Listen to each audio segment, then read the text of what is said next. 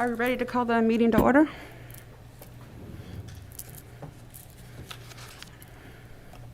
Was that a yes? Okay.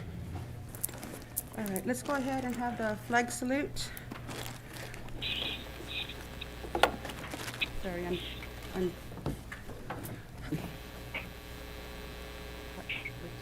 Okay, ready, salute. I pledge allegiance to the flag of the United States of America and to the republic for which it stands, one nation, under God, indivisible, with liberty and justice for all. okay. Madam Clerk, can we get a certificate of posting? Also move. Second. Okay, all in favor? Aye. Aye. Peter? Aye. Okay, so 4-0 on the certificate of posting. All right. So we have at least one presentation this morning, correct? Okay. So, item D, we have the presentation of the proclamation for the Friends of the Library, declaring October 17th to October 23rd, 2021 as National Friends of the Library Week in San Benito County. And Supervisor Kosmicki is going to be presenting that to you. So Nora, if you want to come up, you and your staff.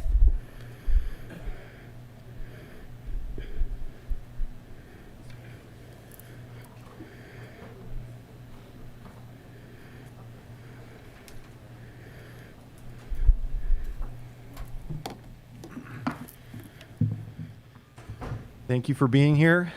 Really appreciate it, all of you. And so I'm going to start off. I'll read the portions of the proclamation. First off, whereas the Friends of the San Benito County Free Library raise money that enables our library to move from good to great, providing the resources for additional programming, much needed equipment, support for the library's summer reading program, and special events throughout the year. Whereas the work of the Friends highlights on an ongoing basis the fact that our library is the cornerstone of the community, providing opportunities for all to engage in the joy of lifelong learning and connect with the thoughts and ideas of others from ages past to the present. Whereas the Friends understand the critical importance of well-funded libraries and advocate to ensure that our library gets the resources it needs to provide a wide variety of services to all ages, including access to print and electronic materials, along with expert assistance in research, reader's advisory, and children's services. Whereas the Friends' gift of their time and commitment to the library sets an example for all in how volunteerism leads to positive civic engagement and the betterment of our community. Now, therefore, be it resolved that the San Benito County Board of Supervisors proclaims October 17th to the 23rd, 2021 as Friends of Libraries Week in San Benito County, California, and urges everyone to join the Friends of the San Benito County Free Library and thank them for all they do to make our library and community so much better. And so thank you, Nora Conti. Thank you to the members of the Friends of the Library Coalition. I've had a chance to get to know you all a little better in the last 9 months, 10 months as part of the library ad hoc and on the board. And I'm just truly impressed with your commitment to the community and your passion for this is such an important thing that you're doing. And I just really, on behalf of the county, want to thank you for that. And we're going to get this new library built sooner than later. Thank you. Nora, would you like to say anything? Thank you, Supervisor Kosmicki. Good morning, board members, members of the public, and those that are at home. I know we have a meeting to conduct, but I have just 60 seconds that I'd like to take up of your time. Thank you to the Friends and all friends all over the country that work so hard for their libraries. In many ways, they're true friends indeed, because they support, as Supervisor Kosmicki said, the cornerstone of the community, the gathering place, a place where it is a great equalizer. And there's no prerequisites, just wanting to come to the library and visit and to learn and to grow and to improve the quality of your life, if that is the choice that you want. And if you're perfectly happy where you're at, and that's okay too, because libraries are not about some of us. Libraries are about all of us. Thank you so much, Friends of the Library, for supporting all of our children's programs, our adult programs, our teen programs, and your innovation to get over obstacles at times that come your way, like the pandemic. You certainly were instrumental to the library in helping us. I appreciate you and I thank you for every child, every grandparent, every adult, and every teen that enters the doors of our library. Nora, before you step away, normally you guys do something special throughout the week of the library. Is there anything scheduled special on the calendar this week? Next week? I'd like Susan to share with you. Go ahead, Susan. Because I know you guys always do things for the community. Thank you. With Nora's help and with the Board of Supervisors' support, we appreciate it. Next week is National Friends of Libraries Week, so we're going to be having a special table in the library and a raffle and information in regards to the Friends and what we're doing. So please come by, and if you're not a member, please join, and we'd love to have your participation. Thank you, and thank you to Nora, too. Thank you, board members. Thank you. Thank you, Supervisor Kazmicki, for doing that for us. All right, let's go ahead and go on to announcements then.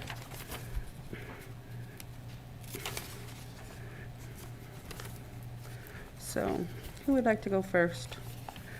Do we have any department head announcements other than? We have a public comment, Okay. item E. If you'd like to make a comment in chambers, please provide a speaker card, and we'll start with Robert Bernoski.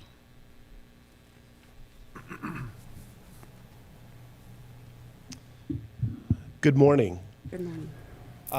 First of all, I just want to say thank you to all the Board of Supervisors and the administrators that were at the county fair in your booth. I thought that was a great relationship building. I hope it just wasn't an exercise, but being able to see you there, shake your hands, and have a little bit of chat about the business of the county and with the public, I thought was fantastic, and I hope you continue to do those things. I also want to throw some compliments out. As you know, I'm married to an unelected, public official of sorts, and anyway, when we meet at the end of the day and we talk about each other's days, it's, sometimes it's just, horrible trying to navigate this COVID world, but sometimes things really work, and in this case, I just want to do a shout out to Tracy Belton. You guys create policies and the state creates policies, and then there's people that get caught in the crossfires, and those are other public agencies that now have to deal with it.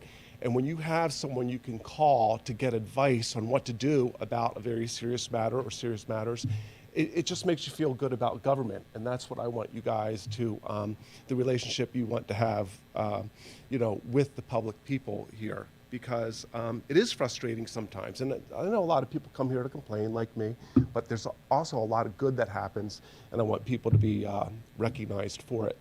So, but I do want to point out, the dialogue has to be two-way. And I'm not going to point out individuals in the room, but the public shaming of people needs to stop. So anybody here who has ever cared for a terminally ill person, by way of example, there's certain signs, it's horrible. I'm sorry. I thought we were 3 minutes. Did, It got changed to 2? I don't even recall just changing it to 2. Everything keeps fluctuating on me over here, sorry. Sorry, I'm so sorry. We'll find another place to put it in. Thank you. Next is Elia Salinas.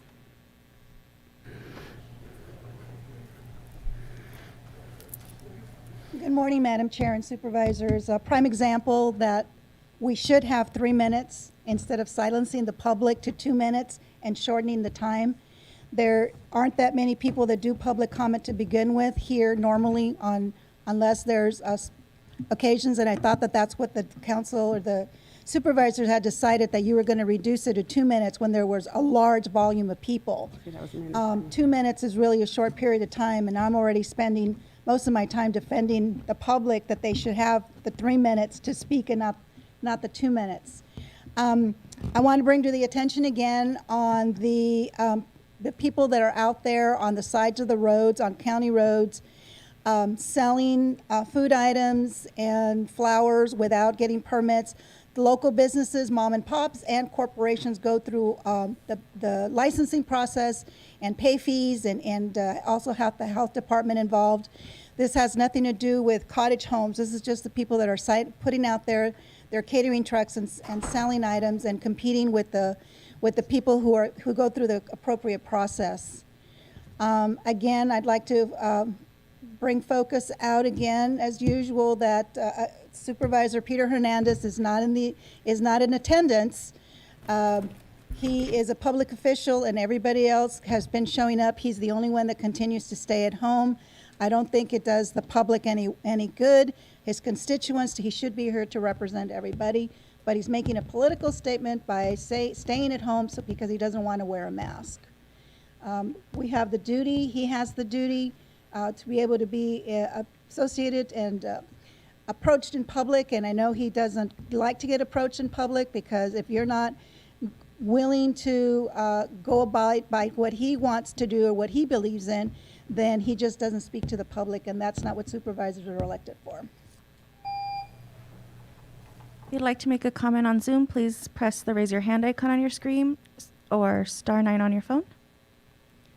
You've been unmuted. Please state your name and your district, and you have 2 minutes. Frank Berrigan. I just have a couple comments here. I see that the board is scheduled to review the contract of the county council in closed session today, as it should with all its key contracts. I hope the supervisors take this important opportunity to carefully review how its legal team is performing in its work on behalf of county citizens. I raise this as someone who recently wound up having to take legal action to obtain what should have been readily available to public records about business conducted on county's behalf. As a citizen, it is incredibly frustrating. In 2 separate instances, the county council fought my request to obtain county documents and communications about the processing of the Strata Verde project. In both actions, a judge ruled that documents had to be turned over with the county order to pay legal fees. We can all imagine better uses for the dollars in our county. As a citizen of San Benito County, what is even more frustrating than county council wasting valuable county resources fighting and losing both cases is the fact that the released the documents showed in detail how county council actively worked to advance the Strata Verde project. This is probably why county council staff try to keep so many documents hidden from the public. I don't understand why county council is acting in this manner, actively supporting a potential project in the county. As the released documents clearly exhibit, both the reasons does not matter. The public has a right to know what its employees are doing on its behalf, and such documents must not be withheld. It is critical for government transparency and helps ensure accountability. I urge the board to take the opportunity of this contract review to get to the bottom of why and how county council has advocated for Strata Verde in the way that they have. And on behalf of the voters. Thank you. You've been unmuted. Please state your name and district, and you have 2 minutes. Can you hear me? Yes, we can. Okay. Daniel Camacho, B's district. I just also wanted to make a comment saying that I noticed the board's agenda today includes a performance and contract review of the county council. Personally, I think it would be good if reviews like this could be open for all of us to see, but since it's a personnel matter, that's probably not possible. Anyways, I'm glad the board is doing a formal review process, and I hope it uses the highest standards to evaluate performances and to consider renewing contracts. After all, key contractors like the council do essential work for a county that impacts us all. Council, for example, provides essential legal advice, and it works to help the county avoid lawsuits and other costly problems. The board must make sure the work of its contractors is always in the best interest of the people and not unfairly influenced by improper biases or conflicts. A thorough review must be objective and based on merit. It should review past performance, access any impartiality, and of course ensure transparency with the public. County contractors work directly for you, the members of the board. The performance reflects on you and can have an enormous impact both positively and negatively on our whole county. Thank you for making sure we have the best team in place, working solely for San Benito County's interest. Thank you very much, Board of Supervisors.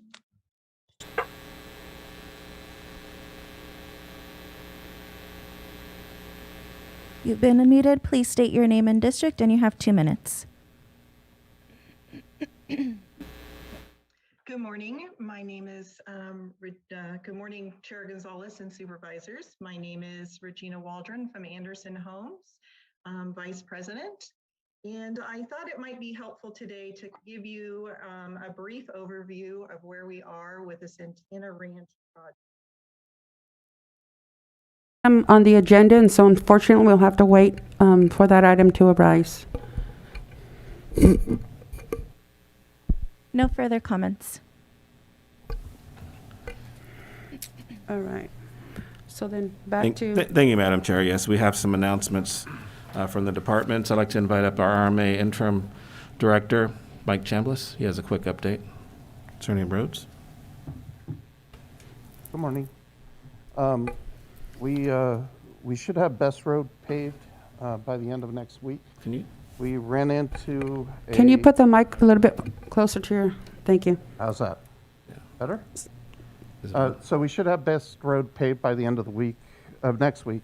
We ran into a little snag last week when we discovered a unregistered water system underneath Best Road. There's pipes going everywhere that no one knew about. So unfortunately, we struck them, caused some excitement, had to repair some, and so it delayed things a couple days. Fairview Road painting will begin next week, and then as soon as Best Road is paved, they will move over to paint Best Road. Southside Road is in a 6-week, well, 5-week now delay. The guardrails are sitting in a container ship off of Los Angeles. So once we get them here, they can continue. Currently, the road is open with a gravel section in the 2 areas of work because they haven't paved it yet. They need to get the guardrails in place before they pave.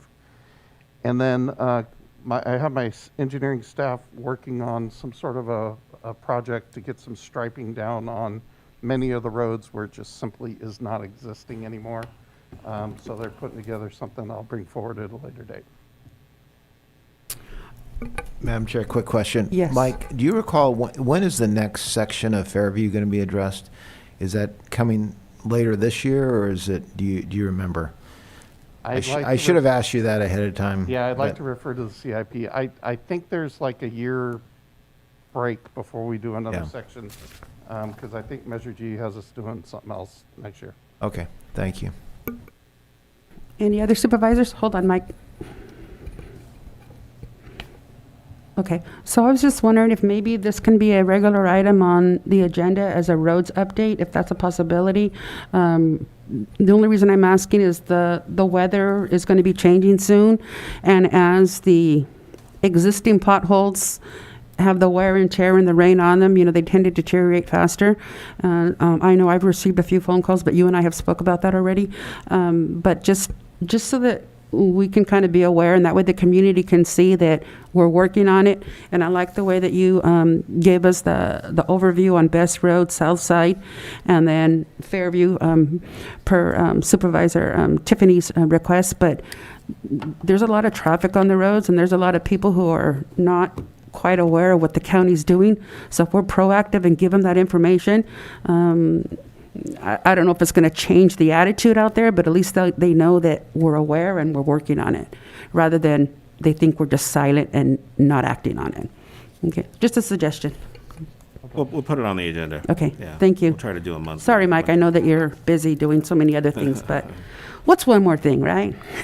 That's a good suggestion. I like to. I was also- being facetious, okay? So not that I don't care. Yes. No, it's a good suggestion. We will do that. We have another item out of our tax collector treasurer's office. We have Melinda Casillas here. Good morning. So morning. I just wanted to let everybody know that we have mailed out our annual property tax bills. The first installment is due November 1st. However, you have a grace period till December. I'm sorry, did I say they're due November 1st? But we have a grace period to December 10th, at which time after December 10th, there would be penalties added to your tax bill. Just because you don't receive your tax bill doesn't mean that you're not responsible for your tax bill and any penalties that might apply. So if you haven't received your tax bill, please give our office a call or go online to get a copy of your tax bill. The other thing that's really important is that postmarks are really important for the December 10th date. Please make sure you know how your post office postmarks mail. Not all of them are the same. And if you wait until December 10th, you might not get the postmark that you were hoping for, and then it would be considered late. A little bit of information about our office. We are open from 8 to 5 every day, Monday through Friday. We don't close for lunch hours. We have a bilingual person in our office that can help you with Spanish speaking if you need assistance with that. We do accept credit card payments in our office this year. If you call and we don't answer the phone right away, please leave a voice message, because it's our goal to get voice messages returned within 24 hours, and the same goes with an email. If you send us an email, then our goal is to get a response back to you within 24 hours. We've redesigned our website. It has a lot of really good information on all kinds of taxes and information that you might need on mobile homes, tax clearances, that kind of thing. So please visit that website if you have any questions. Again, we're always open 8 to 5. If you have any questions, please call us, come in our office, visit our website. Any questions?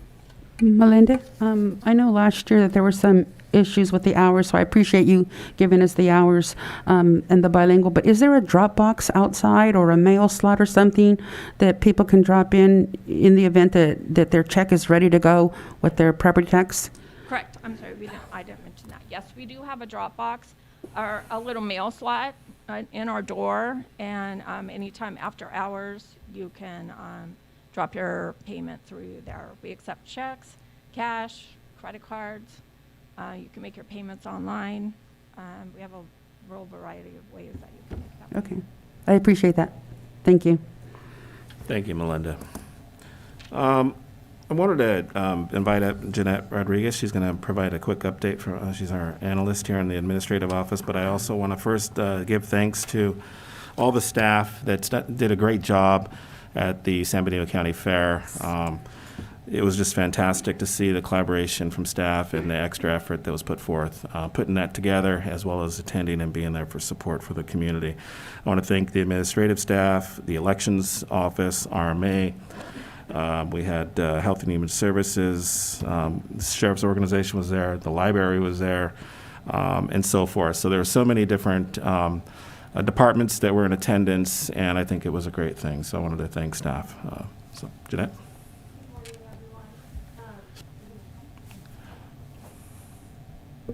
Hello. Oh, good morning. On the fair, we received a great response for the American Rescue Plan Act survey. We had around 75 people submit. Gracie's going to go around and have each of you pick a name for the prizes of the raffle, and we'll be contacting those individuals to come and pick up their prizes. And all for the ARPA funding, we're over 100 responses now, and the survey is available to the public on the county website. It's available in English and in Spanish until the end of October, and then once we received and analyze all of the information, we'll be getting back to the ad hoc with a presentation on what we found. If you guys want to call out the names you guys picked, just so. We handed them to her, so we'll let her read them. Oh, okay. That way there's no bias. Thank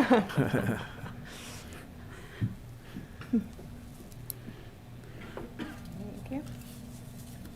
So Richard Rodriguez, Mackenzie Clarkson, and Tina, I can't read that last name. You know? Bordwin? I'm going to say Bordwin. But we have your numbers and we'll be contacting you. I'm glad you read the name because there was a Rodriguez there. We also have had the seal hung in on the wall in the chambers. This is temporary until the dais is updated and can fit it because it's too big to fit on the center of the dais right now. And lastly, the RCRC basket raised about $1,000, and that's going to be going to nonprofits. Sorry, the RCRC basket is for the Rural County Representatives of California. I'm sure Supervisor Tiffany will be speaking more on that. But I wanted to thank the vendors that donated. That's Calera Winery, Calera Winery, Eden Rift, Guerrero Nutshell & Co., Casa de Fruta, San Juan Oaks Golf Club, San Benito Bene, Beeswax Candle Studio, and Granite Rock. And that's it. Thank you. Thank you, Jeanette. Appreciate it. I also wanted just to provide a quick update with regards to the meeting, just an update with regards to the RCRC event. I just highlight a few things. I'm sure the ad hoc members or the Board of Supervisors, Gonzalez and Tiffany, will highlight a few more things during their announcements. But I would like to highlight that many counties, many rural counties, are faced with retention issues, just like we are. It was surprising to hear that during the presentation. Many counties have high vacancy rates. They're having hiring issues. And even though they're faced with that, a lot of the counties have done an analysis with regards to pay, and their pays are competitive. It's just been very difficult. One of the aspects of the difficulty is workforce housing. Getting workforce housing, housing is definitely an issue. The RCRC is doing some things. They actually have some programs currently that they have, and that they're also working on programs for counties to address the housing workforce. So that's something that we're going to continue to work with RCRC on to be able to bring their assistance here in our community. Another item that came up with regards to workforce in counties is is some of the requirements.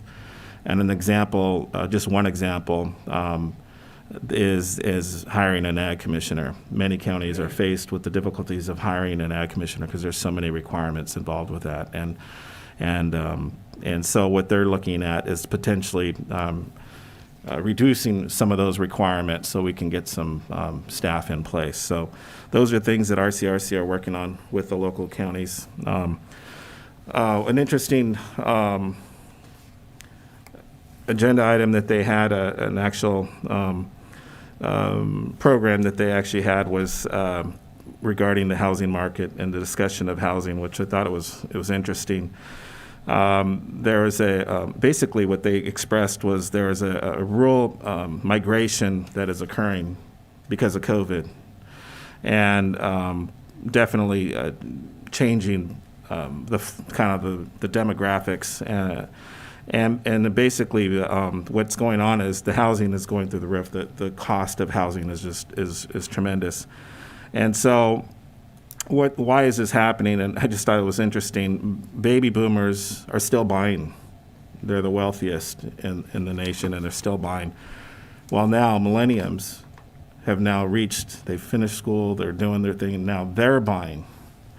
And so there's an increase in demand, and definitely having supply constraints. And that was one of the things I was highlighting. Also low interest rates, and there's a lot of other things with regards to stock market and other things that were part of that. But one of the things I thought it was just interesting that there's just a lack of housing, especially with the amount of people that are now buying, and even though the rates are pretty good, and there's still a demand.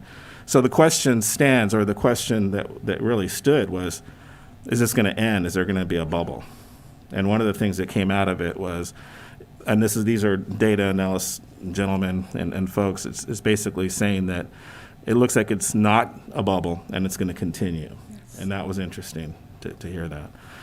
So they also had some other programs. I think Supervisor Tiffany might talk about, Supervisor Gonzalez, about maybe cement housing and looking at ways of creating different types of housing at lower cost that they actually had. So, there's a lot of things that we continue to work on, but we'll look at and we'll work with RCRC on some of their programming to be able to assist the middle-income employees to be able to recruit them. So I just thought that those are some really great points. There was a lot of things, groundwater sustainability.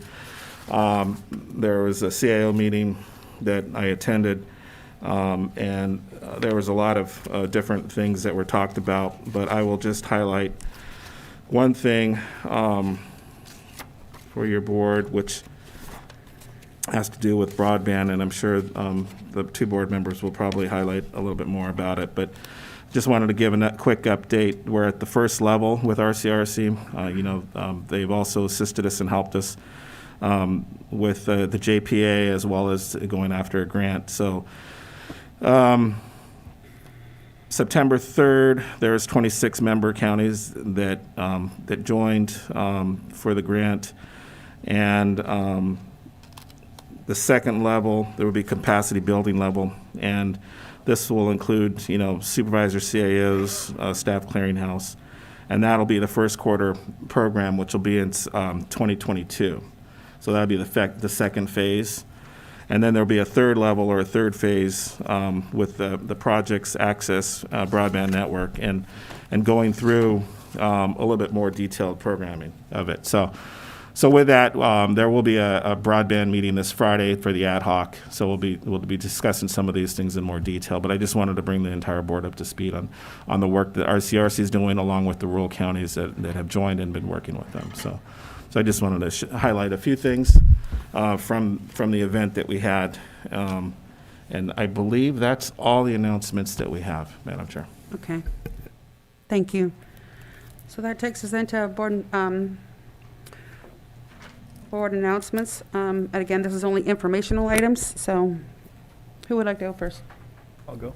Okay. Thank you, Madam Chair. Just a few things. One moment here. I apologize. I lost myself here. Okay, sorry. So just on the road issue, instead of interjecting earlier, I just want to remind about my own hope that we can at some point get a priority list of the roads, so people have something to go to, even if it's a rough schedule. When is X road scheduled to be worked on? Just a simple database of sorts. I would really appreciate that, because it would get it still, I'm sure other supervisors agree, we get regular complaints and questions, and when is this road getting fixed? And it would be nice to just be able to point people to that and have that access to that instead of hounding Mike Chambliss all the time. And then RCRC basket, I appreciate the folks that went to the conference and took the time, and I'm sure you'll have some good information here. I just want to thank Fran Fitzharris from Brewery 25 in San Juan Bautista. She was nice enough to go out and get donated items from the San Juan area. I just wanted to make sure that San Juan businesses were represented in that, and Fran did a great job as always with that. I attended the Amazon grand opening in Hollister.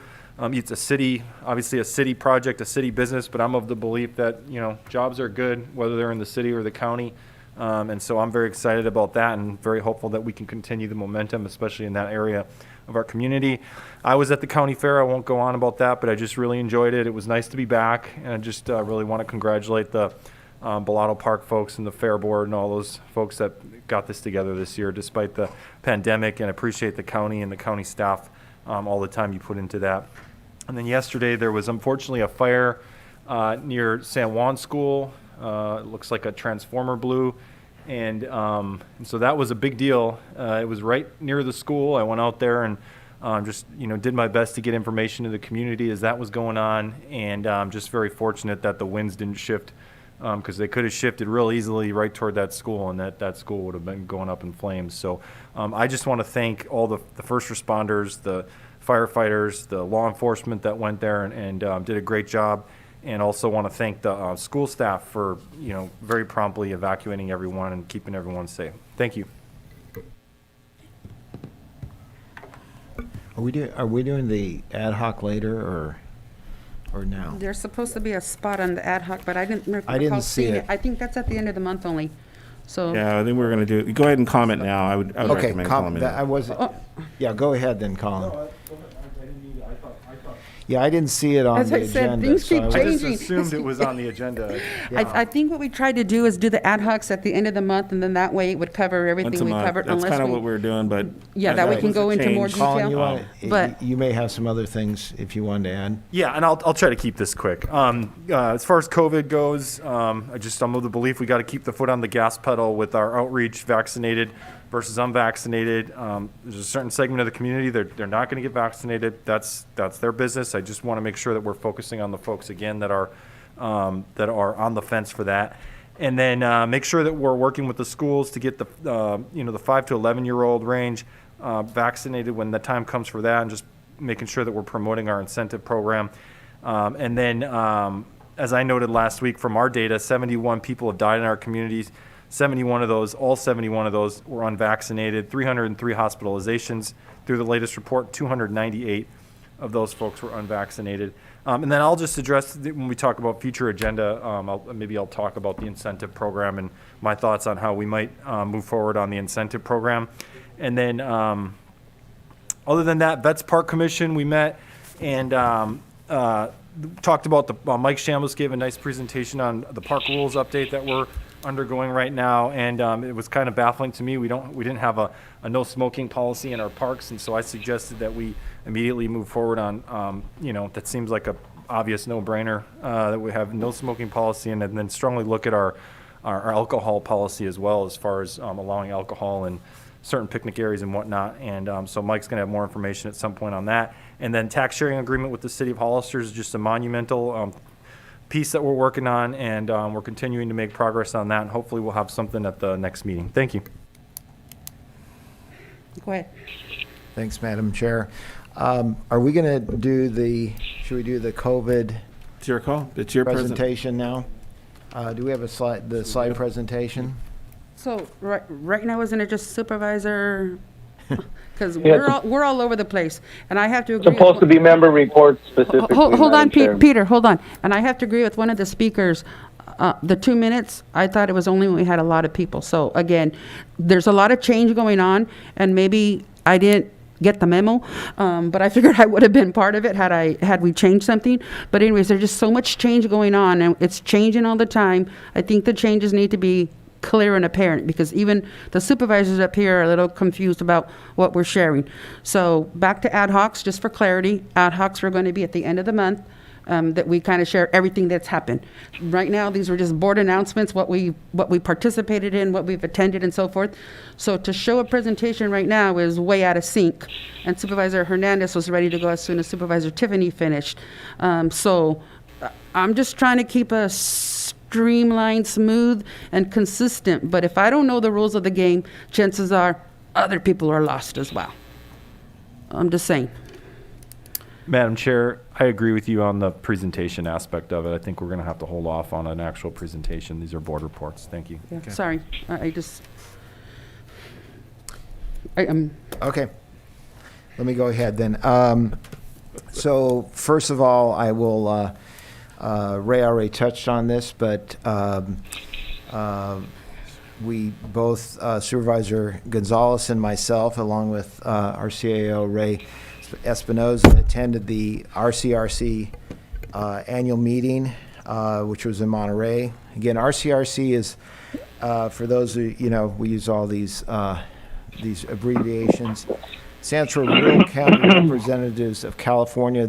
It includes 37 counties throughout the states, 37 out of the total. So it does include Monterey County, for example, but primarily more rural counties, many of which are in the Central Valley or up north, and San Diego County is certainly part of it. There tends to be a lot of focus because of these rural counties on issues like ag, water, Wildfires are, of course, a huge issue right now.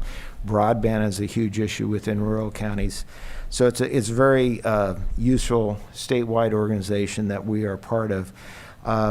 Just a few quick comments. Again, I want to thank the basket contributors. Though every county has a basket, so-called basket, some are way over the top. I won't go into details, but some are way over the top, and they auctioned them off at a dinner, and they raised, I think, something like $55,000 or something like that for charities, for nonprofits. As Ray mentioned, there were some outstanding speakers that we heard. One of the keynote speaker on the first day was Leon Panetta, who, if you haven't had a chance to hear Secretary Panetta speak, he's amazing. I wish, whatever your politics are, I wish everyone was like Leon Panetta in Washington right now, because we could certainly use his kind of leadership. But anyway, always enjoyable to hear Leon Panetta speak. The migration in California, Ray already touched on. Again, affordable housing is a huge issue throughout the state, throughout rural communities, and it's only gotten worse since COVID hit. So that continues to be a big problem that we're all dealing with. There was two speakers on alternative construction, which some communities are just starting to look at for affordable housing. It was fascinating. There's one where they're extruding concrete to build homes and to build 3-story buildings. It's amazing what they can do. And it's basically a printer process, huge cranes and extruding concrete. And within 48 hours, they've put up a building. Another alternative construction thing that's being looked at is they're taking plastics that are not recyclable and otherwise might end up in the ocean, and they're melting those plastics down, creating building blocks and using those to build buildings. And so, very interesting stuff. There was also speakers on politics, what's going on in both state and the nation, and also a speaker on water and how they are basically able to identify the snow that's in the Sierras and project snow melt, which is, of course, a huge issue now as we go forward with our drought and climate change. So at any rate, these were, I thought, very productive meetings and speakers. I know Supervisor Gonzalez also, I'm sure, enjoyed those and may comment as well. The board meeting itself, particularly focusing on broadband, which we've been talking about, and RCRC is really a leader in trying to push rural counties forward in broadband, and we're working closely with them in that area. They also focus in on water. There may be some opportunities locally here for grants to assist in water infrastructure, and I'm going to be following up on that because we have several areas that are of concern here in our community, particularly in my district. And of course, wildfires are a huge issue. We're, knock on wood, we're very fortunate that we haven't had any major fires in our county thus far. Just in the last 24, 48 hours, there was a notice to primarily down South County in my district in terms of high winds and the potential for fire danger and potential power shutoffs. I haven't heard whether they actually happened, but there's, of course, a lot of focus on wildfires. So that's RCRC. Let me just touch quickly on COVID. That continues to be, of course, a huge focus. We are right now We are fully vaccinated. We're at 70.4% of the people in our community that are 12 and over. 70.4% are currently vaccinated, fully vaccinated, with an additional 8.6% that are partially vaccinated, or they have one vaccine. So that's a total of 79%, 12 and over, that have one shot or more. That as compared to 71.4% of the state is fully vaccinated, 12 and over. 79.3% total, one shot or more. So we're just slightly behind the state average, and we are moving up. The incentive program that we have so far, out of the $500,000 that has been allocated, we have spent just around $300,000 of that. Is projected that will, at our current rate, last till early November. And so we're going to, you want to take a look at that going forward. But it is, I think it's definitely been successful. Just wrapping up, I was also at the county fair. I thought it was a great thing the county did and the staff to put it together. In the last couple of weeks, had economic development ad hoc with the EDC, and that I think is very productive. And we're looking at a number of things with the EDC, and having them help the county move forward in economic development. I also attended last week a Zoom meeting on LAFCO annual meeting, and again, that has to do with annexation in our community. And then also attended my first intergovernmental meeting, and then finally, as Supervisor Kosmicki said, continue to meet on tax sharing agreement. I think we're getting close. It's been a long process, but hopefully we will get that completed, and it'll be, as Supervisor Kosmicki said, before us here, maybe at our next meeting. So that's all I have. Thank you. Thank you. Yes? Oh, I'm sorry. Did you want me to clarify the rules regarding the? Yes, please. Yes. When we updated the rules, the board approved reducing the public comment time down to 2 minutes. And then if there was more than 15 speakers, the time shall be determined by the chair. And normally there's a 30-minute time limit, but that can be extended if there's more than 30 speakers. So in general, it's a 2-minute time period now. Okay. So thank you for that clarification. Thank you. And on what date did we do that? Maybe about a month ago.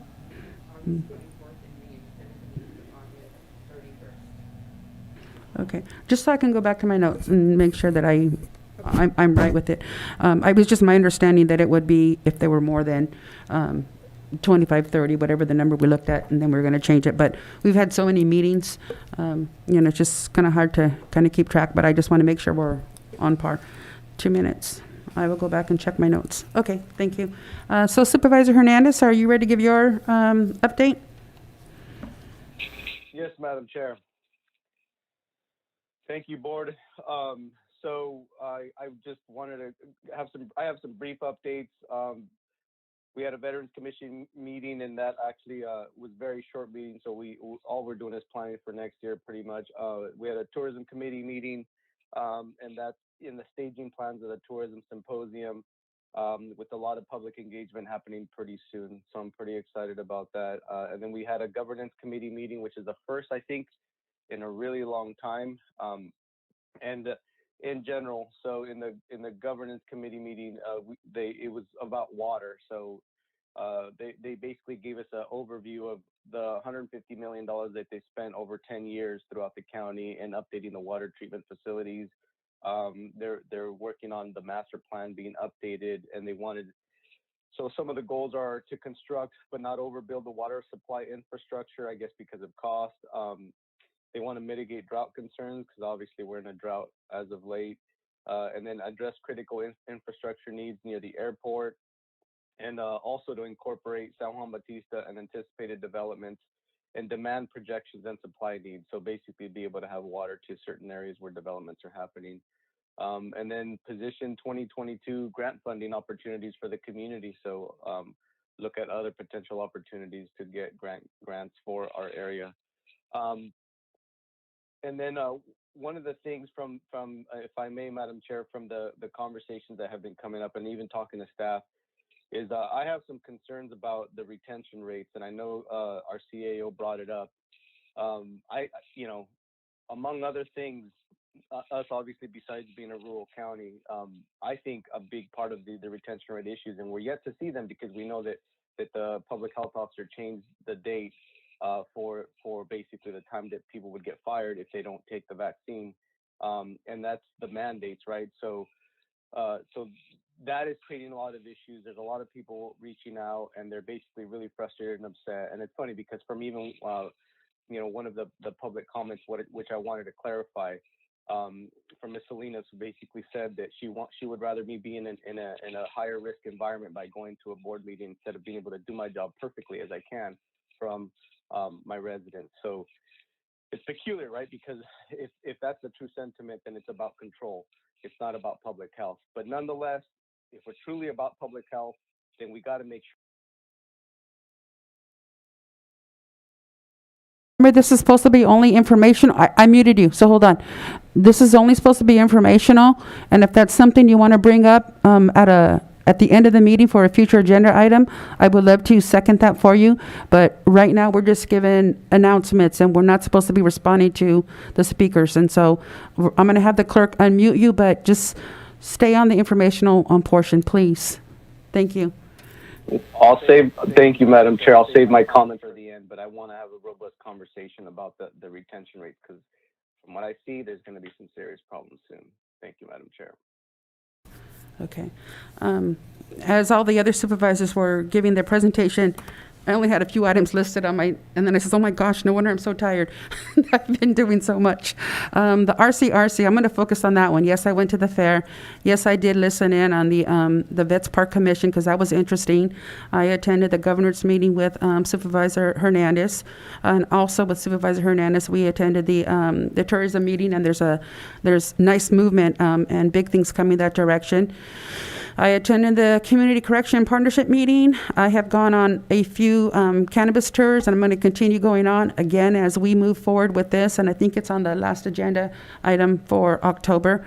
But I want to make sure that as we move forward as a county that we are doing everything right, so I am making contacts left and right and trying to make sure.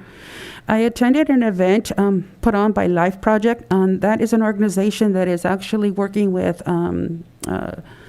youths that have been in the foster care system out of probation and through juvenile hall, and I'm hoping that group has an opportunity to present to the entire board. I have an informational folder for Supervisor Tiffany and Kosmicki. I already gave Supervisor Hernandez his, but I will get it to you. I'll put it in your box. It'll be a lime color or a black colored portfolio. I attended the first 5. This past Saturday, I attended the Martha's Kitchen 40th anniversary in Santa Clara County. That was awesome.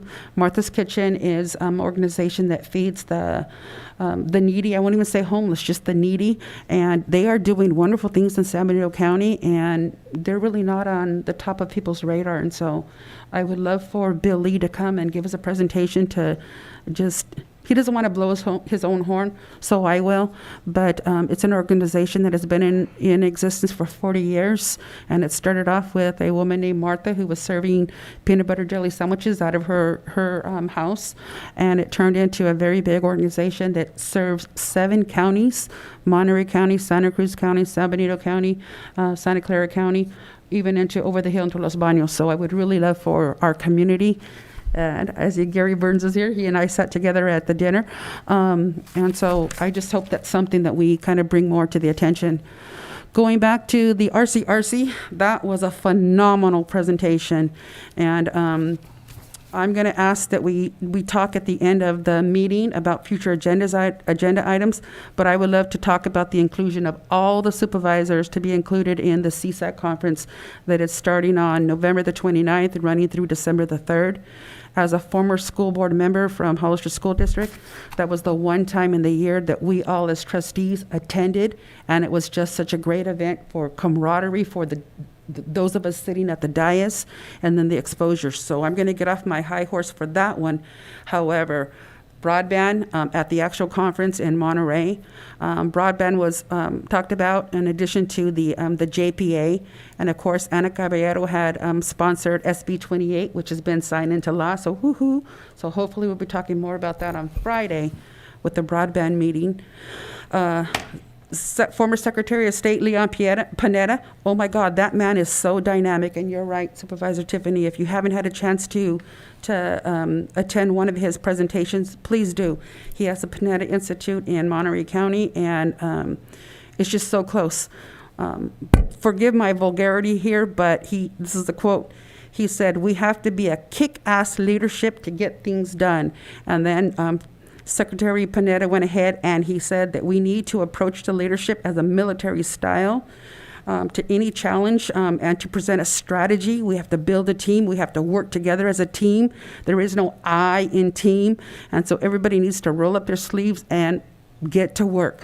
The 4 things that he set out, and again, this is the way I live my life, so it really resonated in what he said to me. Set goals that you want to achieve. Put your team together and make sure you can trust those that are on your team so you don't have anyone drilling a hole in your boat as you're trying to head out on the path. Make sure you're honest with the people that you're working with, and make sure that you're honest to yourself and be genuine. And that's the way I roll. And so those people who don't know me, that is me. And so I felt really good listening to his presentation. I patted myself on the back and says, yeah, B, go girl, you're doing it right. Okay.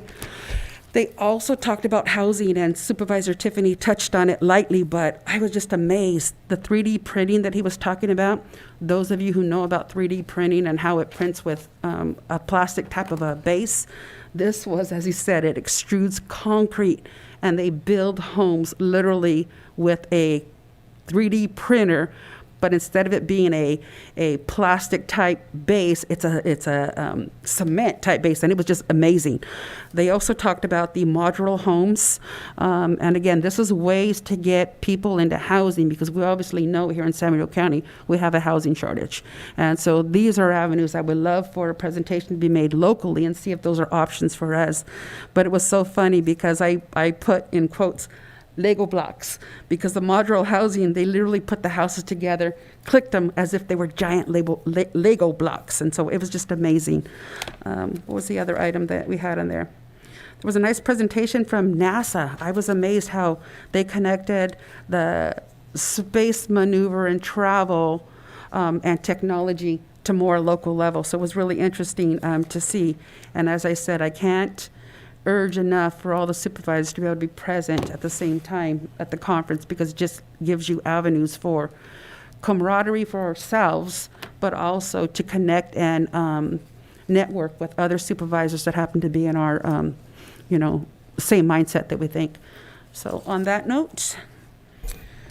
Madam Chair, can I ask? Sure, state one please. thing? I just wanted to, for a point of clarity for Supervisor Kosmicki, he had asked about the roads and the location of the roads and what projects are going to happen when and the timing. It is it's on our website. It's under the CIP.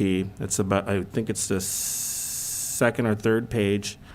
And we're going to have a presentation today on finances. So I'll ask Gabriel just to bring up the finance piece of it, because there is a finance element of it, of Measure G, SB1, enterprise funds, and what roads are going to be done. But we will, and this is important, we will bring that back and talk about it and talk about future roads and any potential adjustments that may be needed, as well as bonding capacity. So that item's going to come back to us the first meeting in November. So all of this kind of will kind of come together, and there'll be a really healthy discussion, I think, with your board. Madam Chair, Yes, go can ahead. excuse me. Ray, I'm wondering, as you're talking about our website, you go to the website and you have to, for example, roads or the landfill, for example, and I'm not the greatest technology person, admittedly, but you kind of have to wind your way through to find what you're looking for. I'm wondering if we might consider identifying, what are the hot issues in our county. Certainly roads are one. The landfill is one right now. And maybe on the homepage, there's a place where there's, quick links that people can go to. Just a thought that would make it a lot, more user-friendly, something to consider. Yeah, we'll take that under consideration. There is actually a road link on the very front page, road condition. So there's road condition. We can elaborate further on roads, scheduled road maintenance, future road work, that kind of stuff. So we can add that in there. But yeah, we can work on that. Thank you, Madam Chair. Yeah, just to add on to that, I'm aware of the CIP part, but I'm hopeful that even if they're not included, so that it just says no schedule, I just think we should, be upfront with the public that if their road is less priority, then maybe they can go to the CIP and see, we got a lot of work to do. Yeah. With limited money. And even having those ones that aren't included, I think just a list would help. That'll be great. We'll do that. I'll work with Mike on that. There is a long list that we have, and we can go through it. What we've done before in the past is we've laid the list out for every district in the past, and then we've had discussions, and the board members that represented those districts were able to kind of, hey, this is hot. We need to deal with this. Your constituents sometimes better than we do, so at least giving us some input on that. We're not basing it necessarily on complaints. We're basing it on the CAPI. That's what we're basing it on. So, but we can, we'll take that under consideration, and we'll definitely talk about it. I think it's important to bring that to your board. And then, I'm sorry, and then also having, so there's paving and there's other larger projects, but there's also pothole maintenance, and somehow having some sort of context that, maybe your road might not get paved over in the next year or two, but, if we're still aware of the potholes and some sort of mechanism for them to either contact us if they have serious issues on their road, or just so they know that even if it's just pothole maintenance, that we could be doing that potentially in the near future, as long as they let us know. Yeah, and I know that Mike and I have been working on bringing some folks in to actually do potholing. So we're looking at different options for the county to bring in some people to go out and just fill potholes. Great, thanks. Go ahead. Supervisor, did you want to say something? Well, I was just going to add, there's paving of roads, and then there's the maintenance. And as Supervisor Kosmicki is saying, again, there's about 450 miles of county roads, give or take. And by the way, about half of those are in my district. And I've got to know South County very well. And every week I get calls, and I'm sure the other supervisors do as well, about, this road has more potholes. I just give a shout out to Jason DeRosa with Public Works. Yes. He gets pulled in so many different directions because we're so shorthanded, which is a whole nother issue. And to Mike, and all the people that are working as best they can to go from one road to the next road to deal with the potholes, to deal with the trash pickup, mowing, etc. And it is a huge effort that goes on a daily basis, and it is a huge problem for us, and we just desperately need, and Mike and I and Ray have been talking, and I'm sure other supervisors, we need to address it and figure out a way to get more manpower to address this kind of maintenance that we need in our community. Trying to attract and retain employees in Public Works has been a real challenge. It's a challenge in other areas, but particularly we see it that's where we see it in the community, and there's no question that roads are the number one issue in our community on an ongoing basis. So anyway, I know that Mike and his and RMA and Ray are going to be working on this to try to figure out how to better address this as we go forward. those are my comments. Thank you. Thank you. Okay. So if there aren't any further comments, let's go ahead and go on to item number 1 of the regular agenda. Thank you, Madam Chair. This item was a request from the ad hoc committee, Supervisor Kozmicki and Supervisor Tiffany, to bring an informational presentation about the nonprofit funding that we provided the Community Foundation and United Way. I want to thank both Gary and Vicki for all the work that you've done, and just, I know it was a lot of work from their end and everyone that helped out. I think it was, as the board members know, there's a lot involved with putting programs together for businesses or putting programs together for nonprofits. So there was a tremendous amount of work that was done. So just want to thank everybody that was involved, administration. There was a lot of administrative staff as well, staff time. So with that, we have Jennifer Rodriguez. She's going to go, Jeanette, excuse me, Rodriguez. Sorry about that. And she will be going and getting us started with this presentation. And then we'll invite Gary and Vicki up if they wanted to say something further. Yep. So I'm going to give a short presentation and then let Gary and Vicki elaborate. Okay. So this is for the COVID-19 relief nonprofit grants that the Community Foundation and United Way put together for San Benito County. On March 17th, 2020, the Community Foundation for Local Nonprofits saw that there was a need for an emergency response because of COVID, and the nonprofits were going to be suffering from not having the donations that they're used to. San Benito County signed 2 MOUs with them, one in 2020 for $563,333 using the CARES Act funding, and then again in 2021 for $455,000 using the funds from American Rescue Plan. The Community Foundation collaborated with United Way to work together towards a similar goal to help the nonprofits in our community. And then they formed a committee from the Community Foundation Board, the United Way Board, San Benito County residents, Supervisor Kozmicki, Supervisor Tiffany, and San Benito County staff. June 2020 was when the first cycle for local nonprofit applications began. They received 41 applications, totaling $1,824,000 and change. The grants committee provided the CARES Act and county grant guidelines, and then in August 2020, the awards were presented. 31 were presented from the funding that San Benito County provided. 5 other awards were presented from the United Way funding, and 5 additional awards were presented from the Community Foundation funding.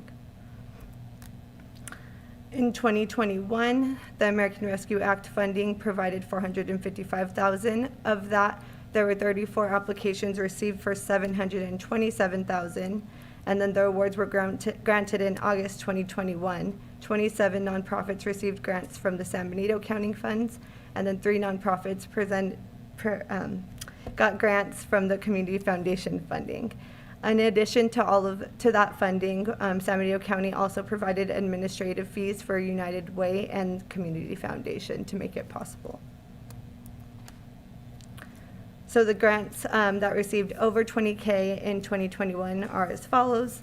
Our biggest grants that we gave out were $25,000, and there's a list of them.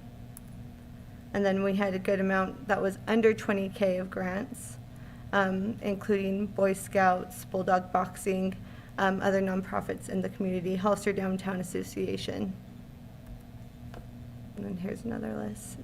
San Benito County LULAC, San Benito Stage Company, Youth Alliance.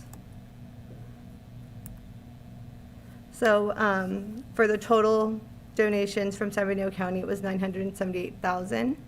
And this is just a graph that shows the percentage of the interest groups that were granted funds. So of that, the biggest was youth and education, receiving 30.87% of the amount that San Benito County gifted. Jeanette, can you go back to the list? I was kind of looking at all the individual recipients. Sorry about that. Just scroll back, hold on. Okay, go again, one more. Oh, Okay. I was just trying to see if the San Benito Chamber of Commerce was in there. I didn't see them. I don't think they received this year. I'm not sure if it was for 2020 that they received grants. Okay. Thank you. You're welcome. And we do have a full list of the 2020 recipients as well, and I can provide that to you guys. And then we also have from Community Foundation, Gary Burns is here if he would like to elaborate on anything, and United Way, Victoria Fortino. Right? Because I know you as Vicky. I says, oh, somebody new? Morning, everybody. Thank you very much for inviting us, Madam Chair, Supervisors. We also, Vicky and myself, put together a package for you. I'll give it to your staff here. It is for a list of all the grants that we've given out for COVID. Because you probably are wondering, you're seeing some of them, you're seeing 900,000, but we've granted out a little over $1.6 million in the last 18 months. Oh, sorry. I normally don't need a microphone. To about nearly 19 nonprofits who serve the county. There is a lot of other information that we could give you, but we thought we'd answer questions. And one of the questions that we did get was, how does somebody apply? What's the process of how they're given a grant and how they go through it? So Vicky picked one nonprofit and is going to talk us just briefly through how somebody applies and how somebody gets a grant. And then maybe we'll answer your questions. Vicky? Okay, good morning, everybody. First of all, I'd like to say thank you for the opportunity to participate in giving these grants out. It was a tremendous process between Community Foundation. Can I take off?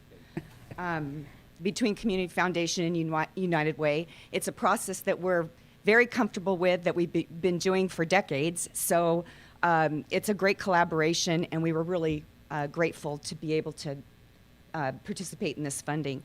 So we discussed a little bit of how to explain this, and we picked Partnership for Children. I don't know, I hope that you're all aware of this wonderful nonprofit in our community.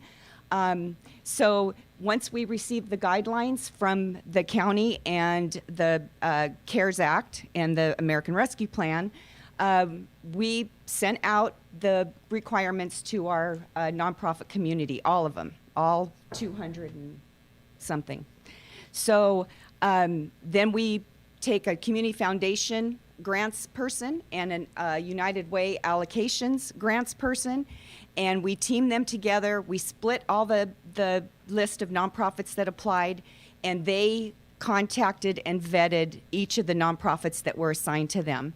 So Partnership for Children was one that I think they requested, let's see, I highlighted it. They requested $18,700. The two members met with them. They asked them questions. Specifically, we want to know how many people are being served by each of the nonprofits in our community. We want to make sure that the dollars that we're awarding are spent in San Benito County and how many people benefit from that. So that's a big question for us. Partnership for Children was one that what they do is they provide transportation, funding, help for families that have children that are critical medical needs. So they not only help them get to their doctor appointments, which during COVID, the hospital system, as you all know, pretty much shut down unless it was life-threatening. So a lot of these children, they doubled their need because they weren't getting their doctor appointments. So we look at all this, especially for COVID, because the grants were strictly for COVID relief. And this particular organization doubled the need with transportation. They tripled the amount of people, kids and families that they were serving in the county. And so this is what the two members of our committees go through. They sit down with them and they discuss all this. So then they come back to the big committee with their recommendation. As I said, they wanted $18,700. I don't think it's highlighted here what we actually gave them. But very few of the nonprofits that applied were we able to give the full amount to. So it's a big discussion between the whole group because everybody has vetted different nonprofits and they want to see their nonprofits get as much money as possible. So it's a very rewarding process. You get to learn what the nonprofits in our community are doing. And a lot of people would be surprised to know that we have, you mentioned Martha's Kitchen earlier, that we have nonprofits that are shared with other counties but are actually doing hands-on work in San Benito County. So if you have any questions about it, we're happy to answer them. Well, and the only other thing that always people ask us is we serve a lot of nonprofits who are not based in San Benito County, but serve San Benito County. And our only requirement as a community foundation is any money that we raise has to be spent in San Benito County. It cannot be spent over the county lines. That's our only restriction, is geographical. So we will often have organizations that are, serve in Monterey County, but if they're serving clients in San Benito County, then they have to prove that to us. And that's really important. The other challenge that the nonprofits had this last 18 months was they couldn't do any fundraisers. There was no public gatherings. So one thing that came to the Community Foundation was a request was, how can you help us do a fundraiser? So we did 2 online auctions, the very first time that we've ever did that. United Way participated as a fundraiser for themselves. We have nearly 40 nonprofits fundraise. We did it twice, and they raised a little over $360,000 that went directly back to them, and they could be used for anything that they wanted for their operating costs. The other thing that happened at the very beginning of the pandemic, which was very unusual to us as a community foundation, we were put in a situation with the Hazel Hawkins Hospital. The emergency room contacted us, and they needed masks, N95 masks. And we're thinking, we're a nonprofit. How do we get masks? Well, luckily, we had a board member, you know him, Bob, Steve Perricone, who had a great contact in China from his time at Stanford. And we were promised these N95 masks, and as you know, at that time, everyone was getting these fake N95 masks. We were able and lucky to get 20,000 N95 masks, and we split them. 80% went to Hazel Hawkins, 20% went to St. Louis, because they were also. The other thing is we worked with the Office of Emergency Services, and they asked us an unusual request. They needed booties, these sanitary booties for your EMTs and your emergency workers, and we were able to get 5,000 of them. So we were put in a position, which was wonderful, to do things for COVID that we would never normally do. And Bob, as you sat on the board for many years, this was never part of our purview. The other thing is we got a group of people provide a lot of gowns for the emergency room. They actually got a group of people who made these specialized gowns, safety gowns, and we got a couple of hundred of them. So I'll stop there, and for you, Vicki and myself, answer any questions you have regarding the COVID funding or questions. And I'll just mention that in your packet, we do have a little report for you of the things that happened during COVID that we helped with. Any questions? Well, I'll just make a couple comments. As Gary mentioned, this is, near and dear to my heart. I was on the Community Foundation board for basically 20 years until I took this job. So, but anyway, so Community Foundation, United Way, they do great things within the community. I think most people would be surprised how many nonprofits we have in our community. I think most people are familiar with the big names, but there's so many, and there's so many areas of need. I've personally, over the years with Community Foundation and United Way, have seen what a tremendous job they do vetting, and it really is it's an amazing process that they go through, and they do it in a way that, and frankly, we at the county level, could not really duplicate. So anyway, I think great job. But also I want to thank, Dulce, Jeanette, other people from the county that were very involved in this, Gracie, and the county staff did a great job as well. You might also mention, I know there is also a process where Community Foundation will be following up on what has happened, just to make sure, kind of an audit to make sure that money is spent where it was said it was going to go. And so I think that's part of the process as well. But anyway, thank you for really a good result. Thanks, Madam Chair. Yeah, I just want to echo some of the things Supervisor Tiffany said, which is first off, just, I think it's a really big deal that our county has stepped up the prior board last year, the current board this year, and recognized how important the nonprofits are in our community and used a good chunk of the federal dollars on that. It really says a lot about our county and where our priorities are. If you include the administrative fees, but let's remember they're nonprofits too, and I think that those dollars should hopefully help the foundation and United Way. And if you add those dollars in with the numbers we saw, we're at over $1 million in the last year that's gone to our nonprofit community. So really a big thumbs up for our county on that. This particular process, Supervisor Tiffany and I on the ad hoc and then the board, with the board's consent, really wanted to focus on social services as far as where the dollars go this time around. And I think we accomplished that. I think the United Way and the foundation did a really great job. And I don't think people realize, not just Gary and Vicky, but a whole slew of other people that were involved in the process that took their time. And I sat in on that meeting with Supervisor Tiffany, and the passion from everybody was evident. And so I really again want to appreciate and thank everyone involved, including the staff, all the staff members that took the time. I thought it was a really successful process. Thank you. Supervisor Hernandez?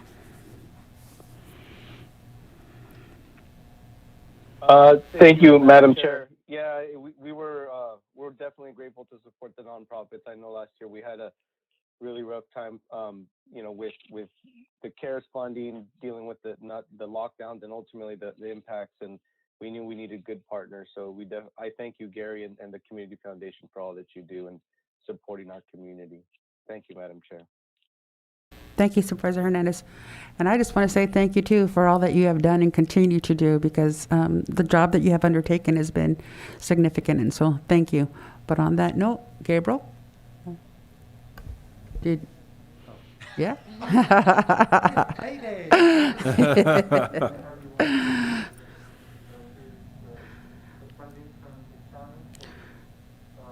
Speak into the mic so we could hear you, sir.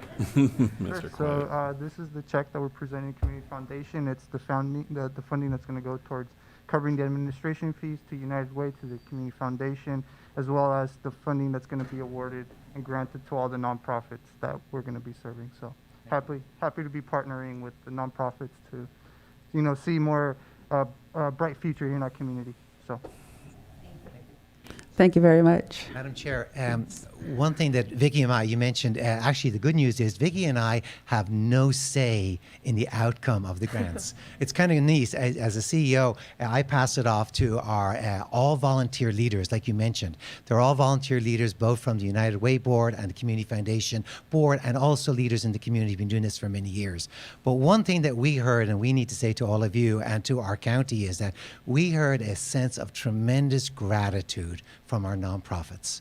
Okay, we were able to raise about $600,000. You raised $1 million.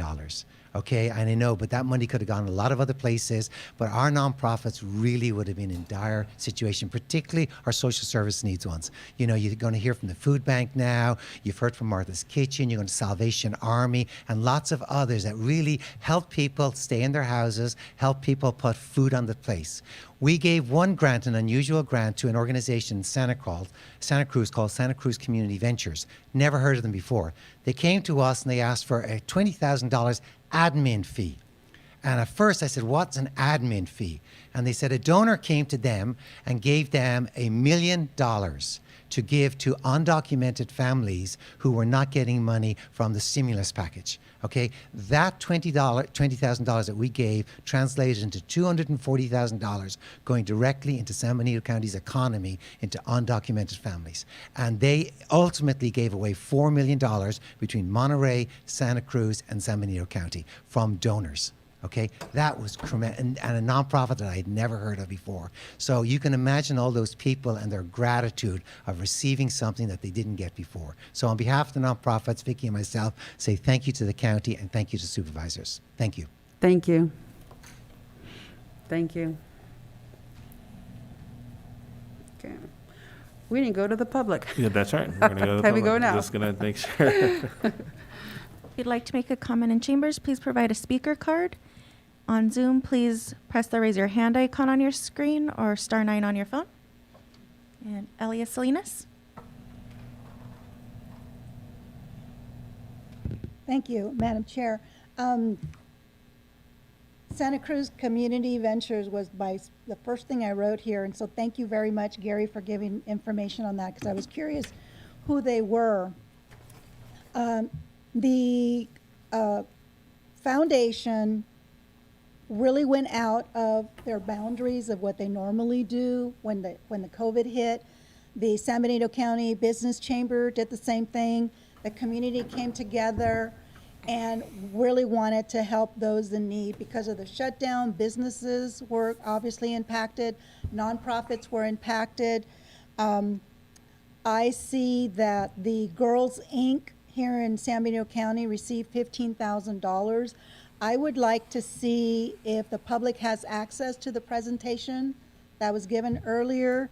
There are questions on who got what. Actually, I have questions on that. And then I know that they were just presented with a check.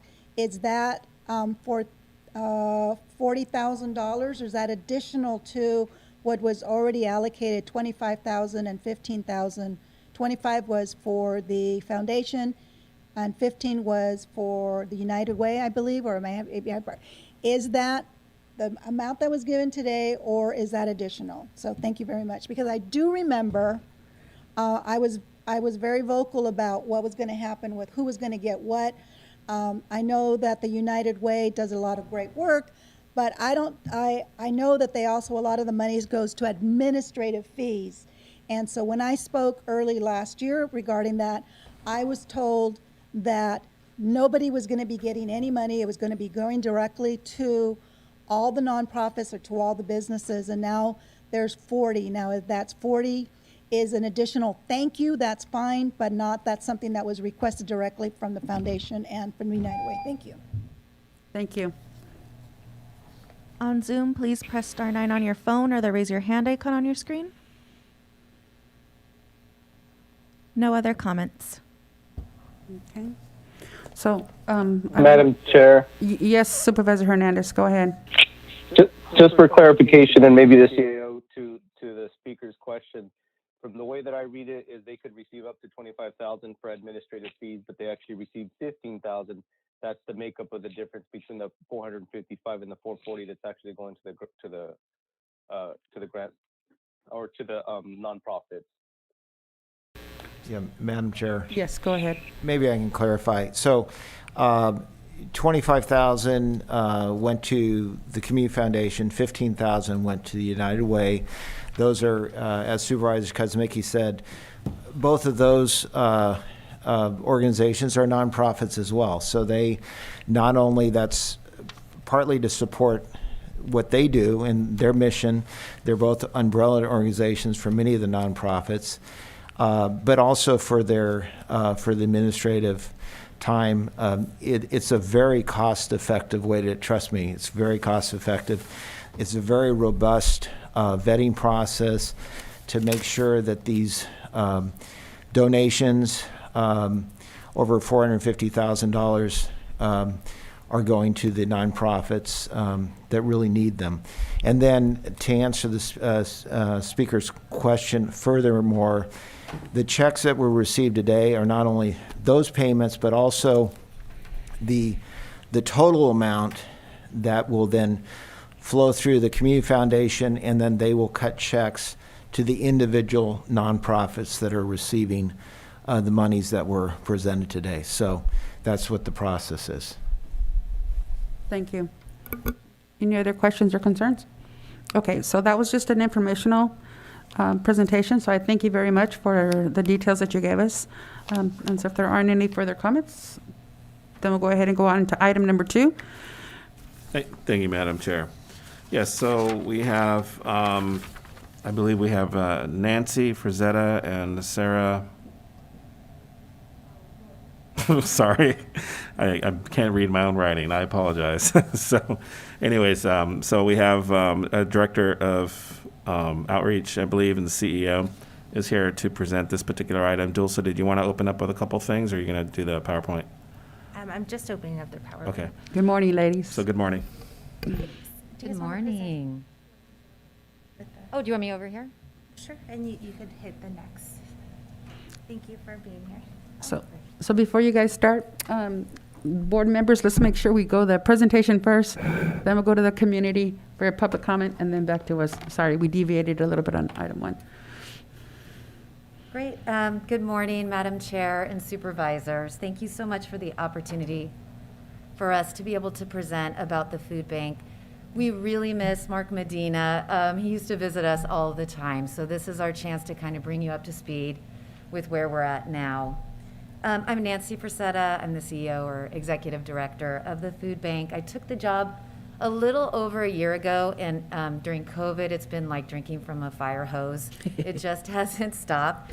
And you all know Sarah, longtime resident as well. She's our Director of Outreach, and she's going to help mostly with questions, or anything that I miss. So my family's been in the county for generations, as you guys all know. And really working at the food bank is an honor. It's a privilege, and it's such a wonderful opportunity to give back to the community that I really care for so dearly. Before I forget, I want to thank Supervisor Kosmiski for all the work that he's done in San Juan with us, getting food distributed, as well as Madam Chair for coming out for her recent visit. And I want to extend an invitation to the rest of you and anyone here actually to come visit the food bank. It's really a different place. We're back open in our marketplace, and we'd love for you to come see the work that we're doing firsthand.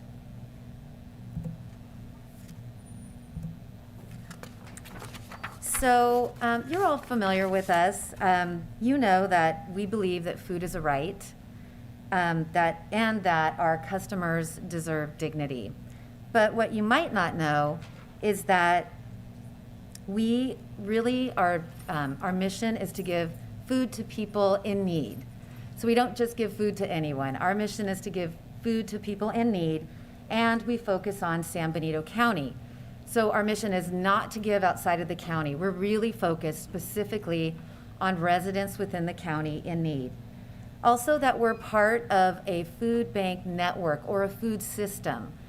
So we are part of Feeding America, which is a national food bank organization, as well as with the California Association of Food Banks. We partner very closely with the Monterey Food Bank and with Second Harvest in Santa Cruz. What that means is that there's a lot of benefits that brings to our county in terms of free food, emergency food, and lower cost food. So that's how we're able to really bring benefits to our residents. As well, being a part of the food bank organization, we're accountable. So we're checked on our food safety, handling, and making sure that what we're giving is properly distributed. So the other thing that you might not know is that we give food directly to customers at our marketplace. So we call it a direct distribution. As well, did I go on? Oh, okay, I'm still going. As well, we work with agencies within our county. So agencies, the high school, other nonprofits. We work with them, we have 25 plus, and having food that we give to them, and then they redistribute for us and given out to, again, the community in need. So our other piece is that healthy, nutritious food, that's what's important on our mind to help our customers, as well as that it's really important for you guys to know that 80% of our produce is locally grown and organic. So you can see from the pictures, it's really like going to a Whole Foods market. It's beautiful. It's, again, allowing customers the opportunity to shop with choice, beautiful foods and that are nutritious. So again, what you probably remember were the lines that were wrapping around during COVID. It made the food bank really visible. What you might not know is that we've really changed and increased the ways and days that we give food out. So that's why the lines have decreased, thankfully. The numbers are still just as high. They haven't decreased, but we have given different ways and more options. So we actually give food a distribution option 6 days a week. So we're actually open giving food 6 days a week to our county. In Hollister, our newest program that we actually implemented during COVID was the mobile pantry, and that does around the city of Hollister, 2 stops, 4 days a week. And we've added a day to our choice marketplace. So now we're open Thursday through Saturday for customers to come and shop. As well, we have continued our drive-through option to give people a hybrid choice of whatever they're more comfortable with. We still do the senior brown bag deliveries to the senior apartments, doorstep deliveries for people who don't have transportation issues. We're out in the rural areas doing direct distributions. Again, I mentioned the agencies and programs. We're working with 25, actually more than that now, including Salvation Army, Community Homeless Solutions, Fishes and Loaves, Migrant Center, and really working with the schools to get pantries open. First, as we all know, if you're hungry, you can't learn. So that's a really important aspect for this year. We do COVID service for families that are quarantining, that are in their homes. We do bring food to them. And we do that all with around 10 staff and over 320 volunteers, 20,000 hours of volunteer time. So community, really in our name, is what we're all about. It's neighbors helping neighbors. We couldn't do it without the community. A lot of our volunteers are high schoolers. They are seniors that have been with us for years and years and years. And so that's a really important aspect to the neighborly and dignity component. And we actually do more than that. We're also a hub just for other services within the county to reach the people that we serve. We do vaccinations. So we work with the county health department to do vaccinations at our site where we do distributions. They set up. It's just another place, opportunity to reach people that might not otherwise be getting those services. Flu shots, nutrition education. We do community cleanup because we know when we're giving food out, there may be homeless that aren't putting some of the, the trash away, or maybe, we see trash all over the road, so we'll go and we'll do cleanups to make sure that we're doing our part. And then we work with other collaborative partners within the community to support programs like Kids at the Park, Library Story Time, etc. So challenges, really the biggest challenge for us is that the numbers, tripled. So if we're just taking a month, look at a time before COVID, we were reaching about 5,500 customers a month. In May of 2021, we reached 23,000. So that would be, we don't limit our customers to just come once a week. They can come when they're hungry, when they need food. So that might be somebody that comes multiple times. And then to get this number, we include the people in their family. So again, from an accountability standpoint, we actually do have a computer system where we track family numbers. We have them in their system. They self-certify that they're in need. And we mark down who's in their family so that we can count how many people we're reaching. That's how we get to that number. Pounds, it's staggering, the pounds of food that we gave out in the month of May. On average, from January to now, we're at about 275,000. For the fiscal year of 21, we gave 2.6 million pounds of food. That's actually an unaudited number, so we're also audited as a nonprofit. That's an unaudited number, but that is the number that we have in our system right now. It's really staggering. The other thing to note as far as challenges, so the numbers are high. During COVID, there was a huge pouring out of funding from government, from individuals, because everyone could see the lines. Now that things have changed, the numbers are still high. They're just getting food from different places. Our need is still really high, but the outpouring has gone down. The visibility to the awareness of the problem has gone down. So we're challenged with now trying to still serve as many people, but not have the funding that we had in the past. The other big challenge is that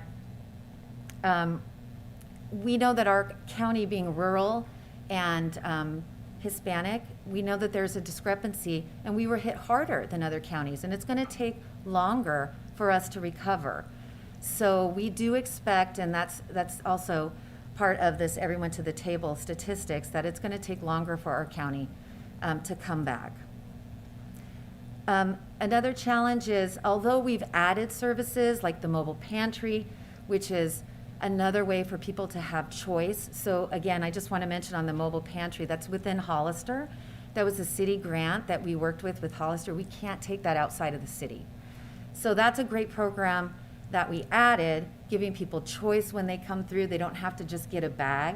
We always prefer for people to have choice, take more of what they want, less of what they don't want, and that also reduces waste. It's a wonderful program, but we can't take it to San Juan. We can't take it because of the limits of that funding. And so we know we're missing people. We know we're missing people in San Juan. We know we could do a better job at reaching, those folks and, offering services that are a higher level. We could do a better job there in Tres Pinos as well. And again, give them more options that, folks now are kind of coming back to work, maybe part-time, and they can't get to our distribution. We know we can do better by offering more choices outside of Hollister. On the financials, oh, here we go. I just looked at over time the past couple of years. We have our pounds out. So you can see with the fiscal year ending, starting at the bottom and then more recently at the top. So you can see our pounds out really have doubled from prior years. And we do expect, and in our budget for this fiscal year, we expect it to be on par. So with the pounds going out, you can see the expenses are going up. So the expenses that I show here are not even including the manpower to operate the programs, but this is our food cost and program expenses. And so when you look at the average monthly expense, it's pretty high. And on the right side of that, the column is the funding that we receive from San Benito County, which we are so grateful for. Thank you so much, and to the foundation. Thank you guys very, very much. But we have a big gap still. So how do we deal with that gap? What we have to do, because the funds just aren't coming in like they did, we have to go really outside of our county. And we're asking for funding to foundations outside of our county. We're writing grants. But I guess that's really kind of one piece of the awareness, just to make you all aware of still the need, the funding that's necessary, where we're at to be able to feed our families and our neighbors. And just really hope that if funding becomes available, if there's opportunities that we can partner with you, we would love to do that, because we can really, as I mentioned, try to reach and strive and raise the bar to do better for our county. Just kind of speaking about maybe other counties, we do work with Monterey and Santa Cruz, and that's something that they do, that we can see that some of the programs are elevated because of the collaborations that they're doing. And we just really hope that you guys can see the situation that we've got, and if funding's available, we can work together. Hunger, we all know about hunger. I always talk about being hangry. Have you guys been hangry before? It's really hard to do your job if you're hangry. So imagine if you've got multiple issues which most of our customers have. There's coexisting problems. Hunger is one of them. So if we can work together and at least address hunger, I think we can really make a difference in getting our county, our residents, our neighbors, our families back on their feet into a better place.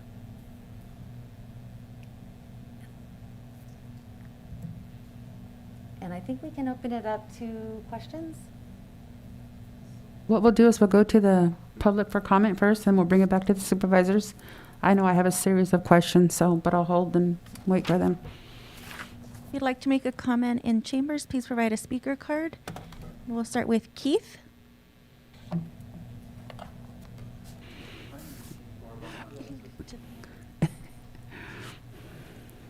You're new to this, huh? Welcome, Keith. Can you all hear me? Yes. My name is Keith Thorbon. I'm representing the San Benito County Office of Education. Superintendent Lamonto had a previous meeting and said, hey, can you come on over here and speak on behalf of the Community Food Bank? I would just like to recognize the efforts and the cooperation between their organization and ours across the county of San Benito.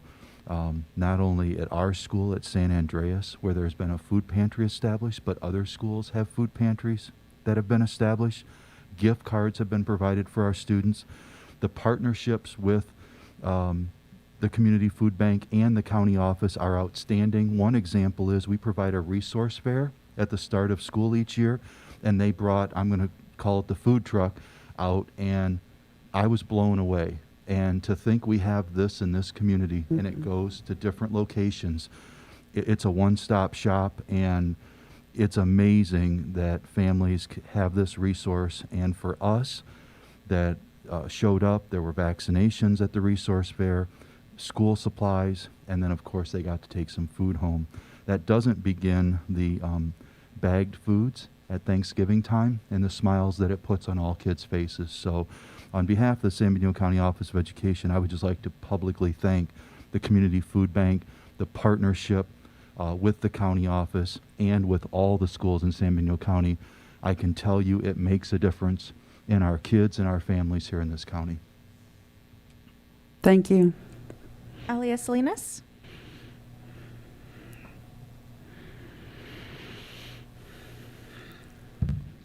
Thank you, Madam Chair. Good morning. For those of you at the dais that have not gone to the food bank, you must go and get a tour of it. It's an absolutely great place. It's like walking into actually Whole Foods. It's not walking into our local grocery stores. It's completely different. I think one thing that wasn't mentioned, and I would like them to mention it because I don't remember the exact numbers, but our county is a little over 60,000. I don't know what the number is currently because of the census, but they fed over 40% of the county during COVID. That's a lot of people. And that's not numbers repeating themselves. That's actually 40%. I think they've done a great job having open more days than what they did with the lines being wrapped around. I mean, it really caused a lot of traffic issues out there. But there were literally, it was over a mile long of the people waiting. And so I'm really glad that they now have opened up more days. The lines are not long because they're open more. They're still feeding the same amount of people. And I want to thank them for the great job that they're doing. Also, I know personally, because I haven't done it yet, they accept volunteers all the time. So for those that are out there listening in the public and you want to do something with your time, if you have some, they are accepting volunteers. Thank you. Thank you. On Zoom, if you'd like to make a comment, please press star 9 on your phone or the raise your hand icon on your screen. No other comments. Okay, supervisors, any questions or comments? Thank you, Madam Chair. Food Bank's a great organization. I really appreciate all the work you do. It's been a great partnership in San Juan in particular. As you mentioned earlier, Councilwoman Mary Edge, then the mayor, when the pandemic struck, her and I worked together to put together this distribution in San Juan, and never expected it to go on for going on 2 years now. We didn't know the pandemic was going to last this long. I think the mindset was along the lines of, maybe we're going to try to do this for 2-3 months. And what's really kept it together, because we did have a couple partners that just didn't work out at the beginning, what's really kept it together is the food bank and the volunteers. And I think I just really want to say I appreciate that. And I know San Juan appreciates that. I volunteer as much as possible. I can't get there every week anymore because of this role and the many meetings and such that I have to take part in. Oftentimes on Fridays when we do that distribution, it's at noon to 1 in San Juan at the parking lot there near the school. And and as far as just the food bank, really glad to see you received the $25,000 in the latest grant allocation, and want to put out. I believe you're still looking for a space. I might be mistaken, in San Juan for a marketplace. So if anybody has a space that you can think of that the food bank could potentially use for a marketplace where people can go and shop, would be much appreciated. Please contact the food bank, either Sarah or Nancy, and hopefully we can get that going sooner than later. And the only question, the 23,000, is that, because you mentioned some people go multiple times, is that the total number of visits per se, or is that people? Yes, the 23 would be a duplicated number in a month. So if people came multiple times, we counted that. And then that would be including their families as well. So as I mentioned, we have a system, kind of a tracking system that we use so that we, can make sure that who we're serving is in need and all of that. So yes, our system notes so we can see the total number of people that we reached. Got it. Thank you. Brian. Thank you, Madam Chair. Yeah, the Community Food Bank is a great organization. I personally, over the years, have worked closely with them in different ways. When I was still at the dealership, worked with your predecessor in terms of whether it be helping gather food at the dealership or working with them to help provide a van or other things. And then when COVID hit, I know, myself, my wife, and my family helped over at First Five with distributing food. And, it was just, an amazing feeling to do it. But as you were saying, just all kinds of people that probably had never had to, get food before. So I know there's a huge need out there. Also been involved in the Community Foundation for a long time, and I know over the years the foundation has been a huge supporter through grants above and beyond, of course, what was just done recently, United Way as well. So it's a great organization. I just applaud everything that you guys are doing for the community.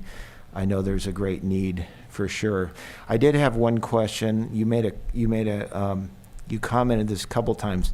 The mobile unit, I don't quite understand why it can't go outside of the city of Hollister. Maybe you can explain that a little bit more. Yeah, so the mobile pantry is funded in part by a grant through CDBG funds that come through the state. So it comes from the state and it's run through the city. So part of that, the stipulation is that it has to stay within city limits until the term of the grant is completed. So we are looking, if anybody has another mobile pantry to offer us, we would love to be able to expand that. But that is one of the requirements, is that it stays within the city limits of Hollister. And so that's for a period of time, you said, until the grant, the funding is up.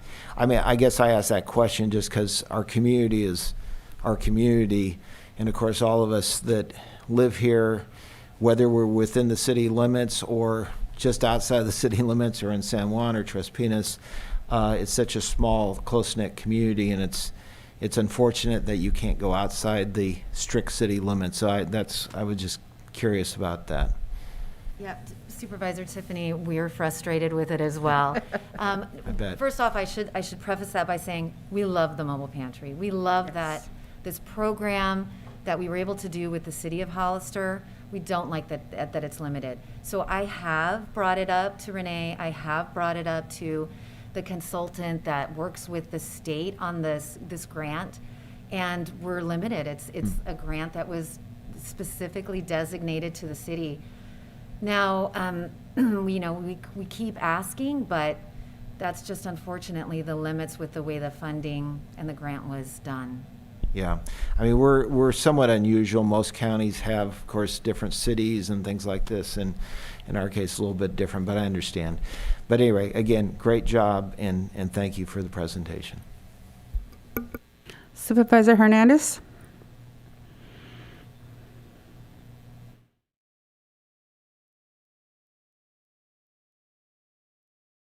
Hold on, you're muted. Oh, there you go. Sorry Okay. about that. I just wanted to thank the ladies for their presentation. I briefly talked to them just recently, and yes, I'm very interested in going out there and visiting the pantry because I know that I know that through when the whole the COVID first hit and everything, there was a lot of chaos. I know they had long lines, and I know they worked really hard at addressing those issues. And it sounds like they're doing a really good job in addressing those issues. And so anyway, I'd really like to learn more about the way that they're structured and ultimately how they address the needs of our community. So thank you for that presentation, and thank you for what you're doing in our community. Thank you. Okay. As for me, the few questions I have is, I just want to make a comment first. Thank you for calling your clients your customers, because just by that, that's a different report as opposed to the clientele you're dealing with. And so that just tells me how much you care, and I appreciate that. And Keith from the county, thank you very much for sharing that. I know that in the conversation with the ladies, Aroma San School District has been kind of neglected, but I have been on the phone. I have a phone call into Michelle Huntoon, superintendent. I've talked to 2 sites, and 2 sites want it, but they can't say yes until they get the okay from the district. So I am working the workaround, all right? And so the 2 elementary schools, and so the problem is right now with the district for Aroma San Juan is they're not allowing parents on campus, and so they would have to set up the site as near possible to the entrance so the parents can have access to it as opposed to the students. And so, but we're getting the logistics taken care of. And Nancy, why don't you send me an email with what you're willing to provide? I'll go ahead and send that on to Michelle Huntoon, and then we'll get the conversation going a 3-way. I'll step out and then let you guys complete it. But right now, San Juan and Aroma schools both want it. I have not confirmed with Anzar because I needed more details from you, but. We actually did talk with Anzar, and we're moving ahead with them. Perfect. Okay. So we just needed to let Michelle know that we need to kind of pave a policy for her district so that way her sites can benefit. That was and has been one of my former employees. I was with them as a long-term sub for almost 14 years. And so that's my second home there. And so all of the students that have been through there from kinder through high school, I've kind of watched them go through the years. My next question was, when does the grant end that you have with the city and the CBGD grants? Because we have funds that are also of that nature. It's 8 years. I'm sorry? 8 years. Oh, dear. Yeah. So then would you need a second vehicle in order for it to go out to the county? If there was a second vehicle with no restrictions, and it could go to like the far-reaching areas of the county. And Okay. even like Supervisor Tiffany going out to Panoche and the Bitterwater area and being able to serve the food in a dignified way rather than just a bag of food is something that we would like to strive for countywide. Well, I wholeheartedly support it because, every time I see the mobile pantry at Dunn Park, no matter what I'm doing, I'll stop by just to say hello and see and kind of, so they know me by a first name basis when I stop on. But you see that there's always a line there of people that are utilizing the service. So that's great.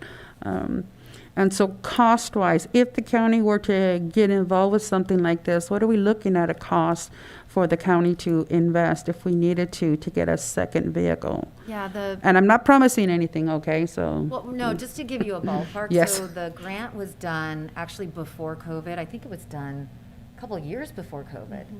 So, and then COVID slowed everything down. But at that time, the grant was for $275,000. For the whole 8 years? Yeah, so that would be for the vehicle. It was for partial funding of operating the vehicle and for partial funding for food. So I can give you the breakdown. Okay. But that'll give you a ballpark of what, it's going to be, I'm sure, more. Two separate emails, one for the vehicle then and then one for the contact with Aroma San Unified. Okay, so just kind of keep it out there. But thank you, ladies, for all that you do. I appreciate it. And yes, I would encourage all the other supervisors to go take a gander. Can I brag about the apron? As a little tidbit and a thank you for coming out and volunteering, they give us a really nice apron, and I'm a baker, I'm a cook, and so I've got aprons up the kazoo. But I had noticed it on, I don't know if it was Facebook or Instagram, as, hey, that's a nice apron. And so then Sarah reached out, says, hey, well, if you come on by for a tour, I'll give you an apron. And so, of course, so I wear it in the kitchen proudly. But when I go and volunteer, I'll bring my apron. Yes, okay, all right. Thank you very much, ladies. I appreciate it. Okay. So I'm looking at the clock. I know that we're close near to lunchtime, but I want to make sure the ladies, do we need a AM break? Clerk, staff? We're good? No?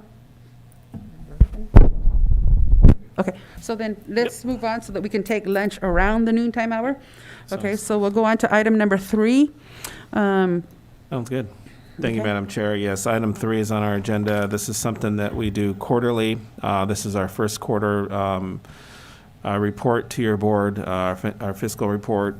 We also added some elements in this report that your board did request, was reserves, and concerning the ability to spend some of those reserves. So that's going to be a topic of conversation as well. So I've asked Gabriel to work on this, so thank you, Gabriel. He's our budget officer, and go ahead and get started with this presentation. And you have an update on the slides, right? Can you give it to the clerk and then let the clerk hand it out to the board?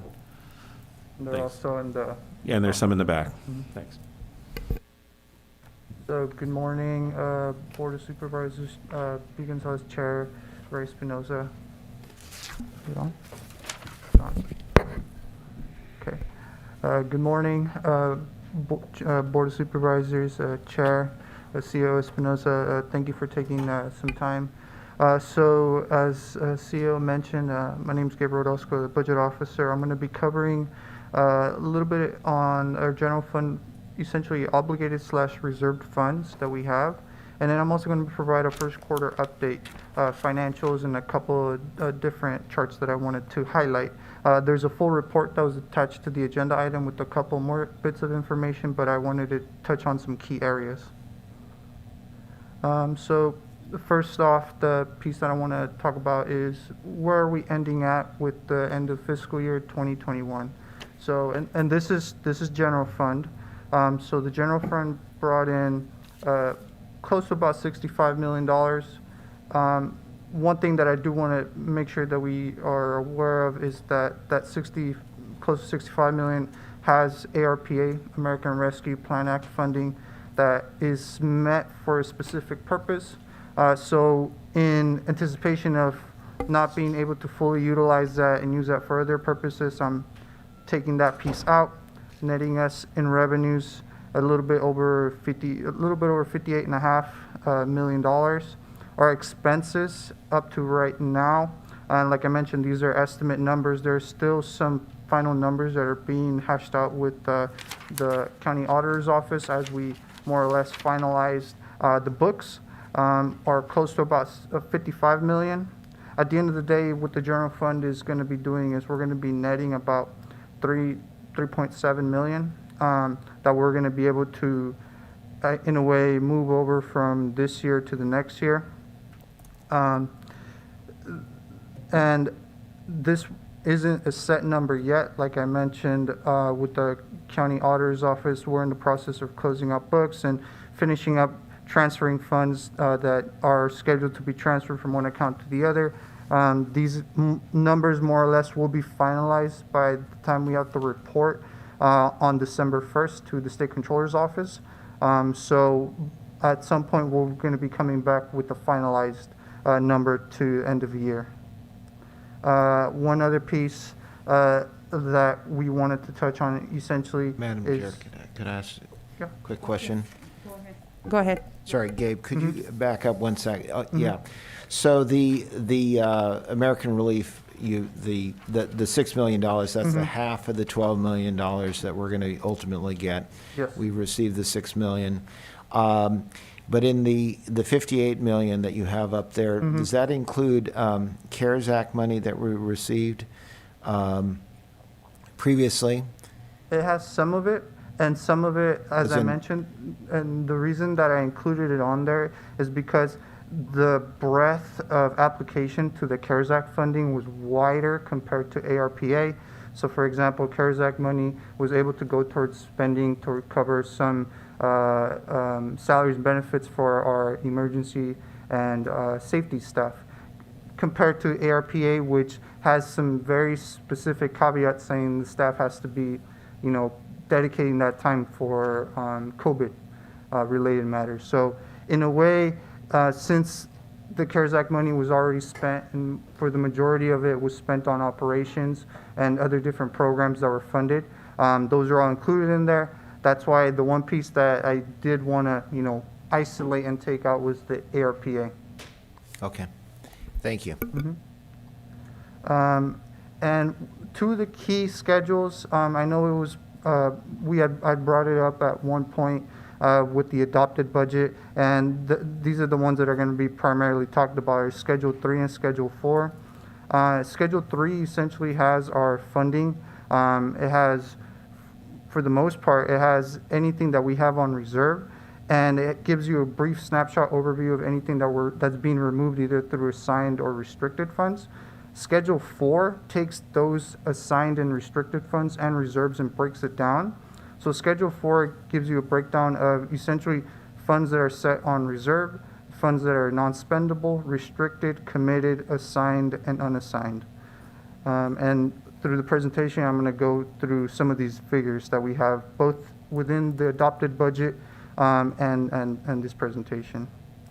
So essentially, talking about Schedule 3 and 4, these are estimated fund balances. As I mentioned at the start, these are estimates based off of the funding that we're seeing right now, as we more or less finish up transferring funds or finishing up truing up expenditures within different funds. Looking at the different items, on the left-hand side, we have our non-spendable, restricted, assigned, and unassigned balance, and then we have a total.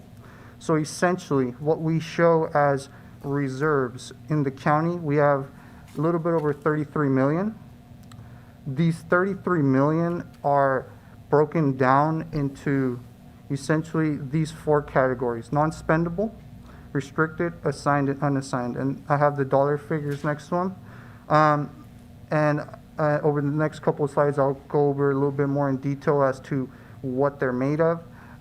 There's a couple of other potential areas of funding that could be brought in at some point, but we and the auditor's office aren't putting these on our books yet until they're true. There could be some projects that we're thinking may come at some point down the line, but not until the money hits the bank that we're able to realize them. So, and Madam Chair, if I may, and I'll just highlight those. That would be currently we're receiving money from our original tax sharing agreement that from years past that we've already received on hand. That's from a Ward Horman benchmark. It's about $7 million. But obviously, we're still going through working through that process before we can commit that, as well as about $2 million in tobacco funding, as well as potential project that Gabriel Orozco just mentioned as the San Juan Oaks project, which looks like it's moving forward, and that's approximately $6 million as well. So, and excluding, I should say, the IRC 115 funding that we have is about $4 million. So just wanted to make sure that the board was aware of those funds, and there's additional funds that we could potentially in the future utilize for other things. So, yeah. So as CEO Ray Espinosa mentioned, these are more or less the ones that are in our books that we can potentially use now. There's others that may come at some point down the road that will move these numbers up or down. So one of the first items are general fund reserves. In our adopted budget for fiscal year 21-22, we have our general fund reserves of about $4.2 million. These I specifically set out to be American Rescue Act plan funding, because this funding is very specific, and I wanted it to be more or less separated from a lot of these other funding categories, because it needs to be reserved for specific expenditures that qualify within the scope of services that we can provide with that funding. So it's more or less set outside for potentially unscheduled expenses as we kind of move through the allocation of the funding through the ARPA ad hoc and trying to figure out where this money is going to be spent. This reserve will be drawn from to spend through various programs. So this is the amount that's set for the fiscal year 21-22. There's the other category, like I mentioned, non-spendable prepaid. So the majority of these expenses are more or less operational expenses by some of the various departments. And for the general fund, we have about 264,000, which was set out as prepaid expenses. Those are just expenses that you're incurring in 1 year before the actual year begins. So these are expenses that were paid for fiscal year 2021 for some service or good that you're going to receive in fiscal year 21-22. We have our restricted funds. So these are funds that are set aside for a specific purpose, or there was a specific tax measure or some sort of, I guess, string attached to the funding that was received by the county, and it needed to be spent for a specific purpose. For these restricted funds within the general government funding, we have 620,000. And within public protection, we have 4.3 million, and more or less these are funds restricted to within public protection, restricted to sheriff's trust or probation department. These have to do, for example, with our probation department with the juvenile realignment funding that the state is now mandating the counties to provide. So there's a level of service within probation that we used to. The state used to take care of this, but now it's been delegated back down to the counties. So there's been funding that's been allocated, and as it sits within one of these restricted funds for that specific purpose. We also carry within it committed funds. So these are funds that are committed to a specific purpose, are specified for the use within that purpose. You can't really use it for anything else. For us, we've used this for our PARS pension.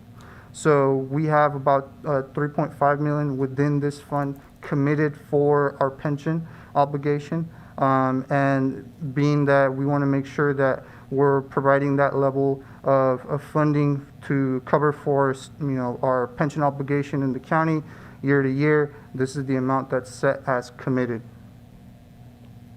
Other line item we have are assigned funds. So these are funds that we've assigned for specific expenditure towards specific areas within the county expenditures. Some of these have to do more or less with operations or specific projects that the county is wanting to move on. So for example, within general government, we have about 7.5 million, and this is essentially the county's insurance and general liability fund, where it goes to cover for insurance or liability issues that we might have or need to pay out at some point. So that's sitting at 7.5. There's also a public protection assigned funding. So this is about close to about 2 million, 1.9.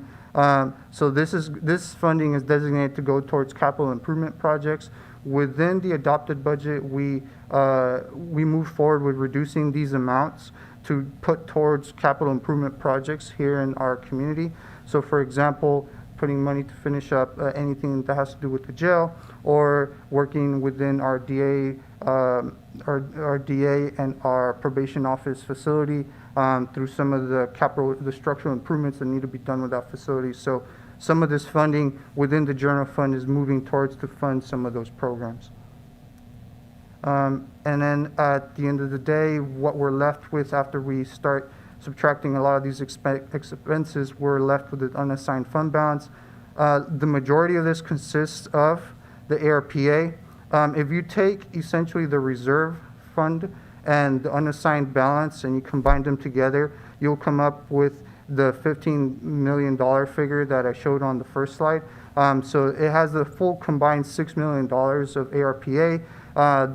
The money that's left here as unassigned, essentially some of it's already been spent through the vaccination incentives that we've put out and a couple other programs. So some of it is combined in here.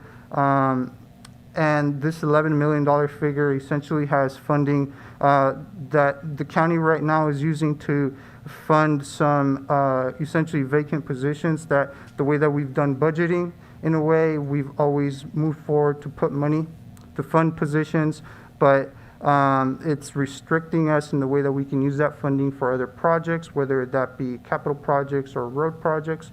So that's something that we're actively working within the administration office and collaborating with the departments, making them aware of some changes that we're trying to make to see that if we can address essentially this funding that we've put to fund positions, but we can potentially bring that back to allocate to other projects would be something that we'd be able to do.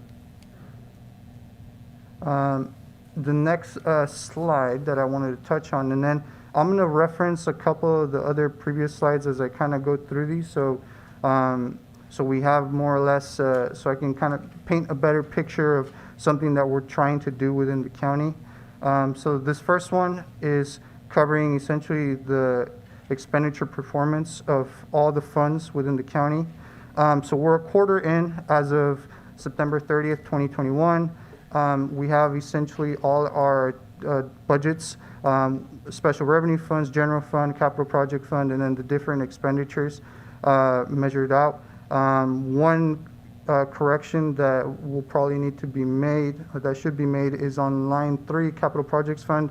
There's just an extra comma, and the year-to-date amount should be $934,000. But looking at that aside, we can definitely see that looking at expenditures from year-to-date and looking at our percent expense, we are, for some of the funds, a little bit over 10%. Usually you would imagine a quarter in, you're about 25% of the year spent. One thing to consider is usually there is a more or less a run-up at the beginning of the year. So it takes a little bit of time for a lot of departments to more or less get going. In some instances, you'll have departments that have positions that were just authorized in the budget, so they're working their way through the recruitment process. So it's going to take a little bit of time for those positions to get filled. There could be potentially some projects that are in the books but not scheduled to go out and begin to flow through the bid process and the whole work trying to get the project put together at the beginning of the year. So it's more or less on the planning phase. So a lot of these expenses, you'll start to see them more as they move into the second and third quarter, and then the fourth quarter will more or less give you a true idea on where we're ending up at the end of the year. So more or less our expenses as we show them right now are more or less on ballpark where we have been in prior years. Within the general fund, as I mentioned, we've spent about 12%, special revenue 6% of the budget, capital projects 13%, special districts have spent 3%, and then enterprise funds, so far it's only been spent 1%. Another item that I wanted to reference is the general tax fund, the general fund and the tax revenue that we bring in, broken out right here through different taxes, whether that be property, sales tax, Prop 172, or safety, documentary transfer tax, a business license, or TOT, transient occupancy tax. So far, surprising as this may be, even though we're a quarter into the year, this is pretty much right on average. So we've collected so far, as of 9/30/2021, $900,000. Our budget is set that we're going to be collecting $26 million, or a little bit over $26.5 million. So this is pretty much about 3% of tax money that we've brought in. But this is actually on ballpark with what we've collected in prior quarters. Fiscal year 18-19 first quarter, we collected 4%. Fiscal year 19-21, we collected 2%. Fiscal year 2021, we collected 5%. The biggest reason for this is that, as we've discussed in prior meetings, we're primarily a high property tax heavy county. And earlier today, as we received a short presentation from our Treasury Tax Collector, Public Administrator, Melinda Casillas, the first property tax notices just went out, and we're going to be receiving essentially by the time November, December kind of turns around, some of that property tax begin to come into the county. Usually they come in increments. I believe around the first big chunk amount that we're going to see is going to be somewhere around the ballpark about 6 or 7 million, because they usually come in chunks like that. So that'll be pretty much about the first chunk of funding that we receive around that time frame. So as I mentioned right now, this is pretty much going on about status quo from what we've seen in prior years. Another key slide from the financial report is looking at our vacancy rate. What do we look like from our adopted budget to our actual FTE count as of today, or as of September 30th? So within the general fund, we had 262.75 budgeted positions. Actual filled positions, 238, vacancy rate around 10%. And I split up a couple of the other very specific funds that we wanted to look at. So for example, our roads, we had 24 positions in the budget. We had 10 filled, so our vacancy rate is a little bit over 50%. So a lot of this has to do with different fluctuations within the department. As I had mentioned, within the budget, we had 3 new positions that were added on from the prior year. So if those positions haven't yet gone out to recruitment, or they just haven't been filled, then that's one of the reasons why the vacancy rate is a little bit high on that end. There's also vacancy rates within our HHSA, behavioral health, child support, averaging anywhere between 30 and 20%. Bottom line, looking at vacancy throughout the county, incorporating all the different departments, looking at what was budgeted and what we currently have, the vacancy, as we've discussed in prior meetings, is hovering around 20%.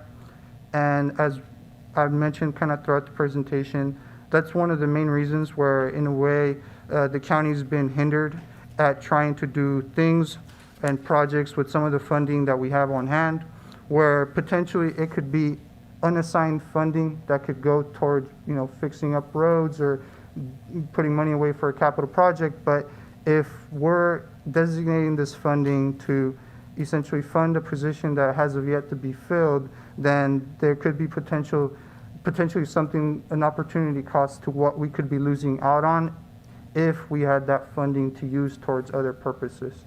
So as I mentioned, this is something that the administration office is looking at, and we've been in communication with the departments, and we're looking to bring something to the board and at some point soon.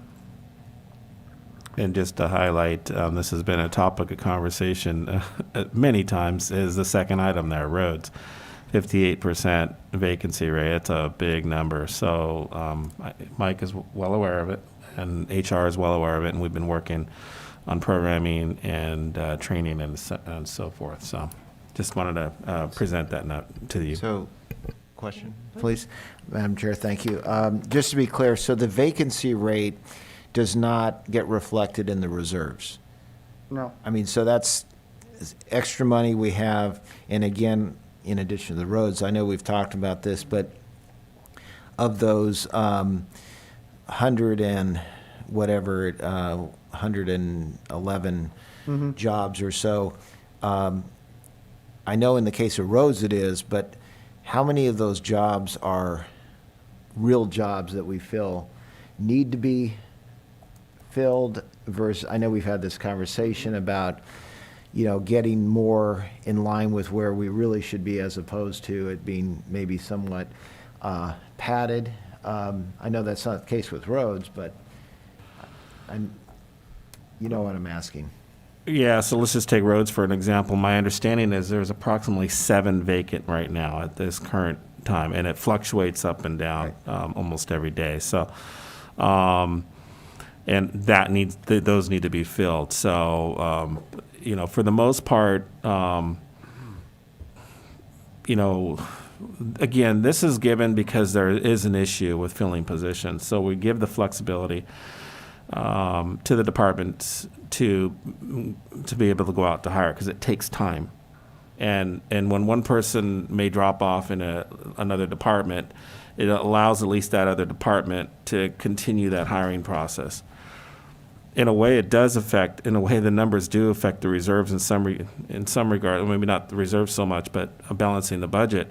Is we have these numbers. We account for about 20% vacancy on the budget, and that's part. These numbers. I mean, these are real numbers. I mean, we're funding these positions. So it's kind of a big deal. So we have to reduce that count in order to have a more balanced approach and know where we stand. So we're going to go through this next year. That's what we're going to work on.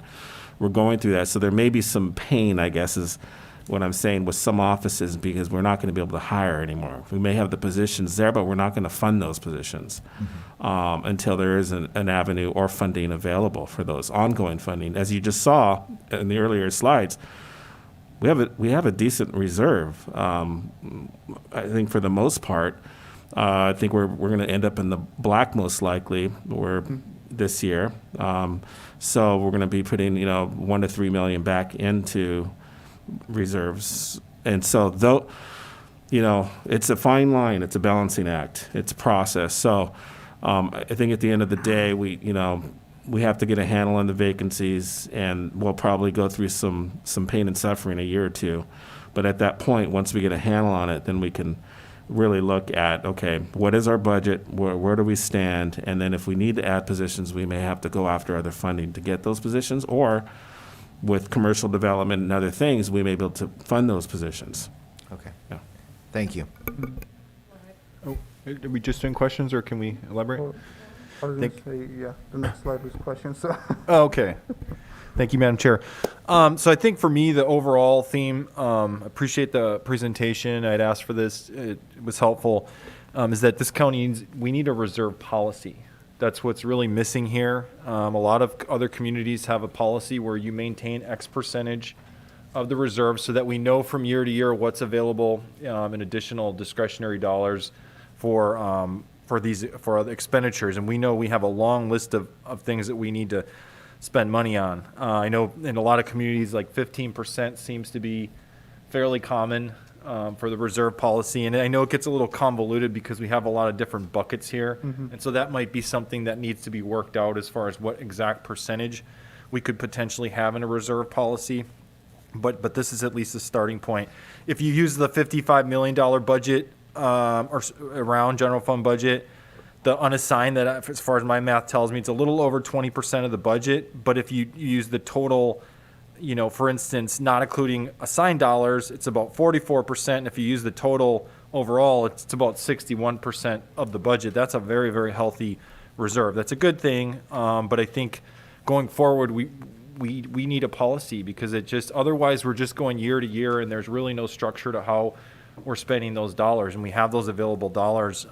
And so I think to a certain extent, we should be spending down the reserve to a certain level that could be accounted for in a policy. So I would recommend we establish a policy. Perhaps it's 15%, perhaps it's even lower because of all these additional buckets. And then I would like to see, personally, all those remaining funds go toward road projects. We have an unbelievable amount of deficit as far as our road, the amount of money we have to spend on the roads. I don't remember there was an analysis done a while back. It's somewhere around $500 million or something. So, I mean, we have so much work to do, and we have to really keep working to find additional revenue sources for our roads. And this could be one of those revenue sources. And I know we're going to be talking about bonding, in a couple weeks, and I'm hoping we can talk about using that as another additional revenue source for our roads. We all promised to address the roads when we ran for office, and we have to stay committed to that. I believe that. I know we are, but we have to show it, and we can't just go year to year and make excuses that we don't have money for the roads, when we do. And so that's what I'd like to see, a reserve policy. I'd like to spend the money down on the roads. Several key projects come to mind. It's not in any of our districts, but the Fallon and Fairview intersection, for instance, we got to get that done. It's the right thing to do. We have fatal accidents over there all the time, and we have to finally address it. It's not on the books for, I think, 3-4 years or something like that. That needs to be moved up, in my opinion. In my district in particular, like all of you, I have a lot of them. Union Road, I think that's on the books coming up, but the other portion of Union that's not done yet is awful. And then I've got a lot in the, personally, but I would like to see us really pick priorities, find the roads that are really in the worst shape, and finally address a lot of those. And then lastly, the vacancy rate, 90%. To a certain extent, yes, we have retention issues. I also think that number's a little bit bloated. I don't think we are ever realistically going to have 591 positions filled. It's probably somewhere around 500. I don't know the number, but I just know that that's just not realistic. So we should probably look at that FTE number and probably get a little more realistic where that should be at. But that's my main thing, is I would like us to see agendized having a reserve policy so that we're following those numbers and it's not a guessing game from year to year. Thank you. With all due respect, Supervisor Kozmicki, this was supposed to be just questions back to the presenter. We want to try to be consistent and allow the presentation to go forward. I asked that. I had asked if I can be, if I can He go was into my- asking a question, but you gave us your whole. No, I know. I specifically asked you if I can, and you said yes. I'm so that's why I did trying that. not to interrupt you. I just thought you just had a question. But anyways, I'm just trying to stay consistent. So if you can help me stay on point. It was, I thought you were asking a question, not quite going on to the rant. But anyways, Supervisor Hernandez, did you have any questions? I'm going to go ahead and ask you. I don't have any at this moment. I want to go to the public and then come back to our conversation. But do you have any clarification questions? Yes, yes, Madam Chair. So my questions are about the vacancy rate and the anything that impacts our budget from a state level. I know that Gabriel did a really good job of explaining kind of the funds and how they're applied, but to a certain extent, and I think that's part of the questions that maybe even Supervisor Kozmicki is mentioning, is the fluctuations as far as what kind of funds we have that have flexibility and how they change year to year. So there's a lot of so basically my question is why what can we do to change the vacancy rate issues? And then how do we become more fluid to be able to address the needs of our community? So it's a little bit general, but I think that's kind of where we got to start, because there's a lot of details to it would be very hard to, we'd have to have a whole session on the budget to be able to really vet these questions. I'll just add one thing. We just went next door here in Monterey County, went to RCRC, and they had a whole presentation about vacancies and the difficulty that rural counties have hiring. And with the influx of people coming into the county, and the way, in some cases, some of the rural county property tax revenues come in, like for us, we're at the very bottom on the actual allocation with regards to the revenue percentage. We only get about 10.5, about 11% total, which is very, very small. And that's our main source of revenue. So it's difficult to have really incredibly high salaries comparable to next door Santa Clara County, as an example. It's a very difficult situation. We're not the only counties, and to be quite honest with you, I think this is systemic with the entire state when it comes to filling government positions. I think government positions have been, in years past, there's been a lot of folks that have stayed in those positions for many, many years and never moved. And now all of those people are retiring, and not a lot of people are going into government going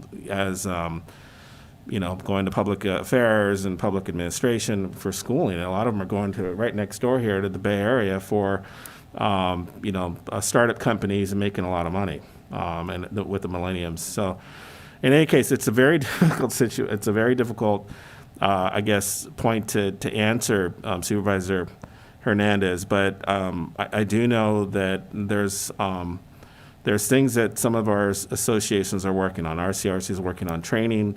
They're trying to, I'm actually been working with CSAC and RCRC on providing training for board members, for staff.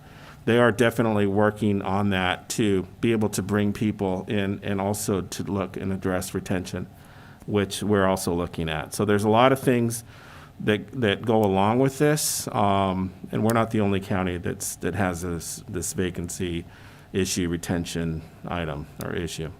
So I don't know if that really answers your question. I don't think it does.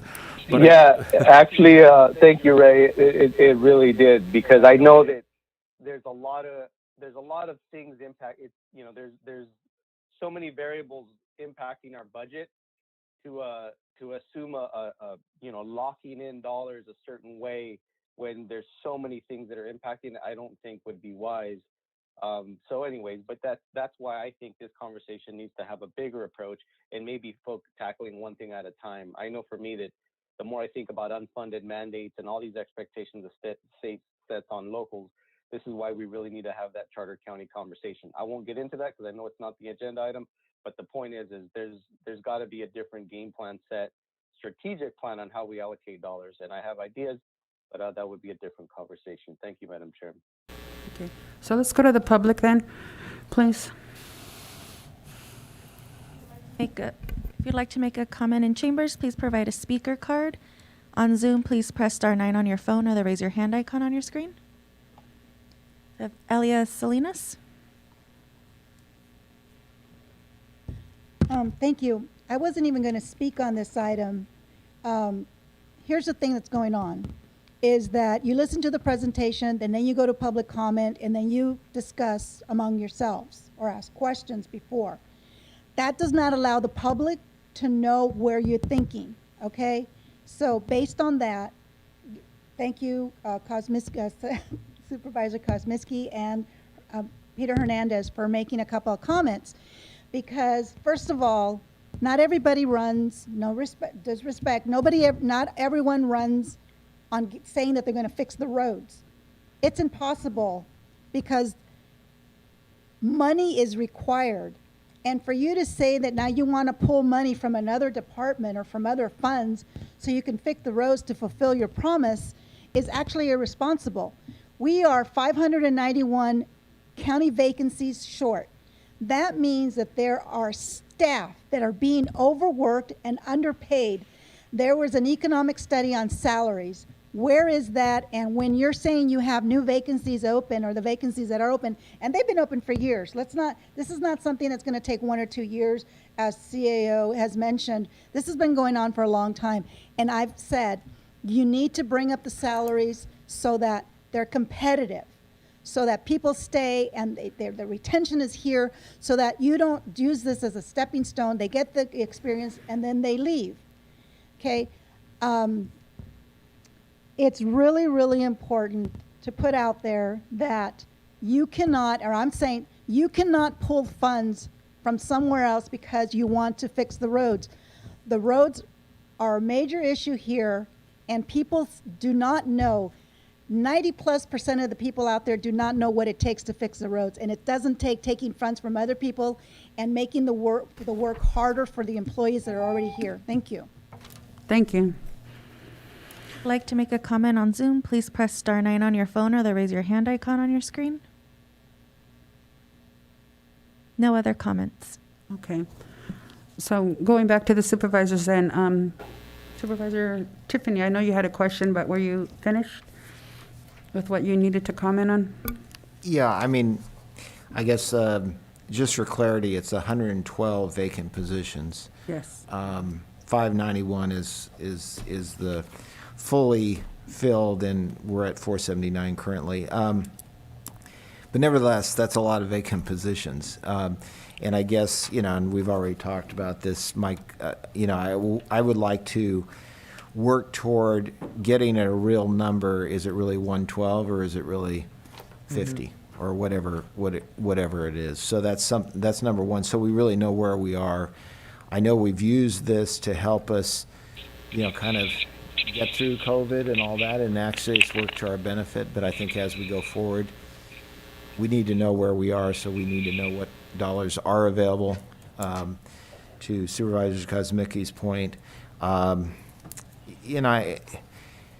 the roads, it's just that it's the number one thing by far that we all hear in our districts.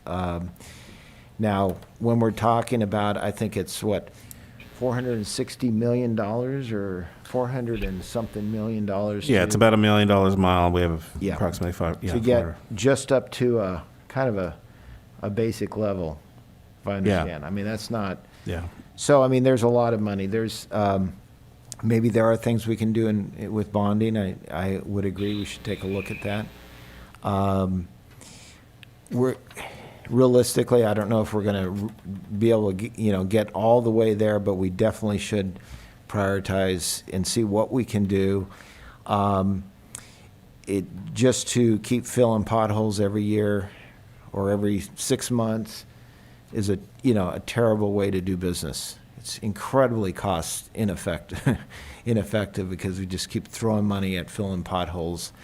I'm not saying anything that everyone doesn't already know. So it is a priority, and it would be much more cost effective for the county if we could address them somehow. So other than that, I would agree with Supervisor Kosmicki's comment that I think we should have a policy that does make sense and really clarify, what exactly is truly reserve as opposed to something that is really earmarked for something. So in my mind, it's not really reserve money. So work through that as well. But anyway, those are my comments. Thank you. Supervisor Hernandez? Yes, thank you, Madam Chair. Kind of to the point what Supervisor Tiffany had asked, it's funny because the experience that I've had with the budget has been it's constantly changing. And there's always a shifting of monies, especially in times of chaos like this last couple of years. So those are just my quick points on that, and that's why it's hard to just say let's anchor this thing solid and not allow it to change. But I think within that sentiment, which I agree with, just my final comments is I think we need to make this at least a focus on vacancy rate as a special agenda item. And from that, just as a quick thought, if we're, for example, we have 24 positions that we would like to be filled for the roads, and we only have 10, maybe within that vacancy budget, you can, instead of allocate for 24, you allocate for 18, but obviously look at how you would change that, and it's just a thought, change the structure of those contracts and even the job expectation, their job description, to be able to justify that cost and ultimately increase the value of each position, and then now have more of a targeted focus on roads. So that's just my final comments, Madam Chair. Did you need anything else to add to that? Just one quick comment, just to clarify, and maybe staff can help clarify this. I think there's a broad perspective in government that reserve funds really should go toward one-time expenses. It's not fiscally, it's totally irresponsible to expect that we're going to use reserve funds to go toward like employee salaries. It just doesn't make any sense because those are ongoing costs, and then you can't keep up. You're spending it down, and then what do you do in year 3 and 4? So that I just want to clarify that reserves really are meant for one-time expenses. Thank you. Okay, thank you. I just am kind of thinking if this were my wallet, I'd want to have a healthy reserve, because if an emergency one-time expense came up, I'd want to make sure that the county had it there already budgeted. So I'm rather reluctant to draw down anything. And maybe I was distracted, Supervisor Kosmicki, when you had asked permission. I was looking at the numbers because I wanted to see the vacancy shortage. And so I was kind of calculating the numbers. There wasn't a column that gave that specifically. So I was kind of doing the data. And so when you asked permission, maybe I wasn't paying attention fully, so I apologize for that. But I was calculating the numbers. And in the general, we're looking at 24.75 FTEs short. In roads, we're looking at 14 positions short. In HHSA, 38 positions short. In behavioral health, we're looking at 26.5 position shorts. In child support, 3. I'm proud that that's only 3 for that one there, because that's a very important area.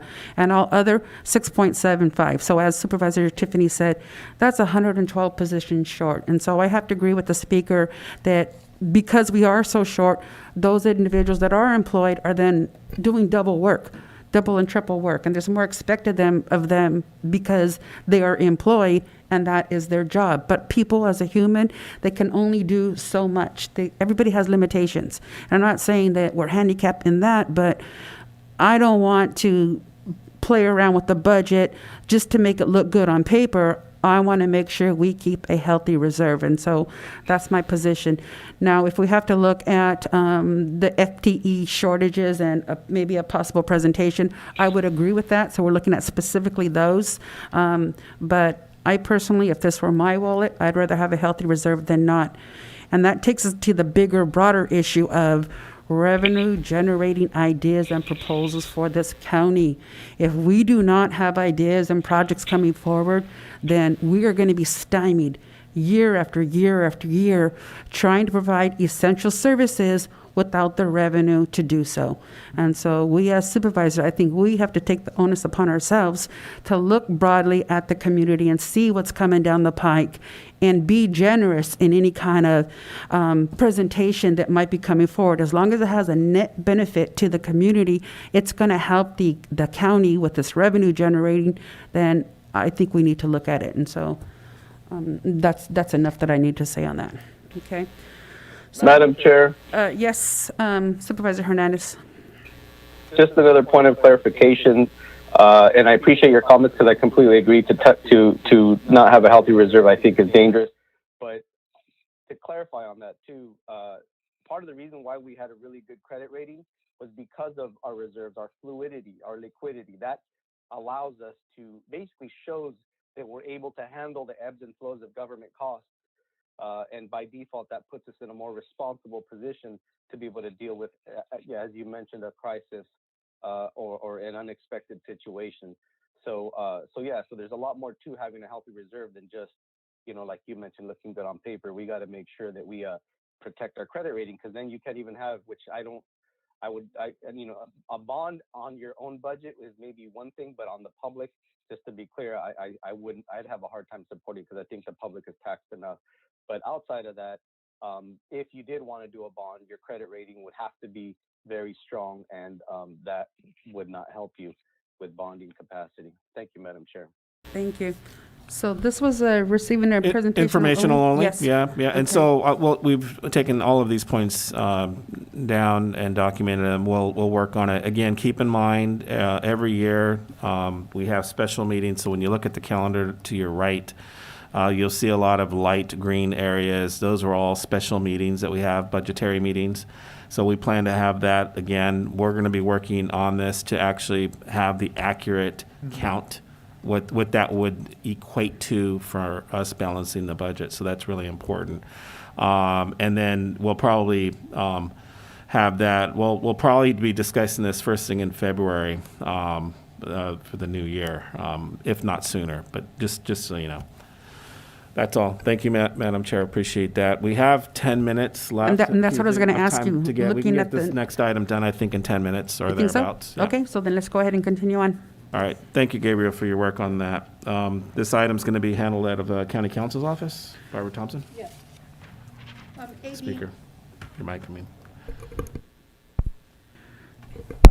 AB 361 allowed a provision which would allow legislative bodies to continue to meet by teleconference. It changes the traditional Brown Act rules regarding teleconference meetings.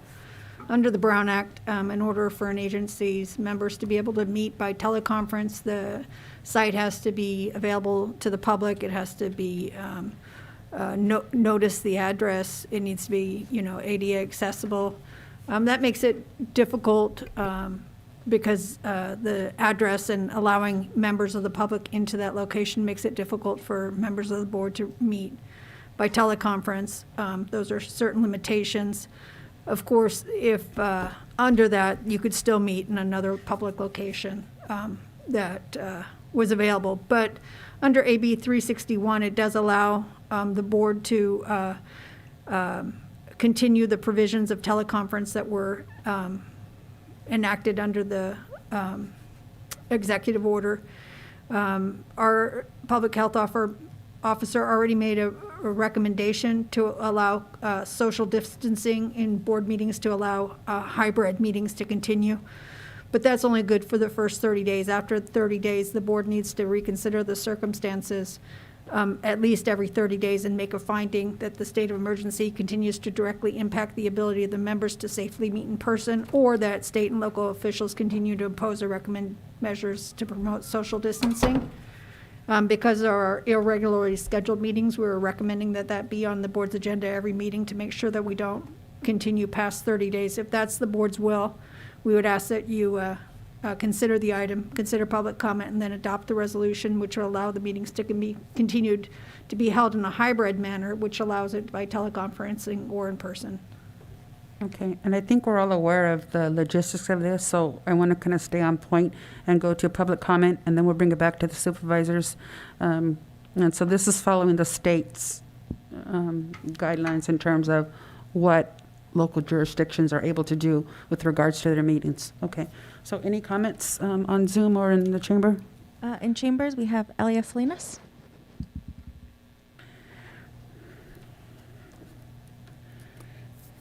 Thank you, Madam Chair.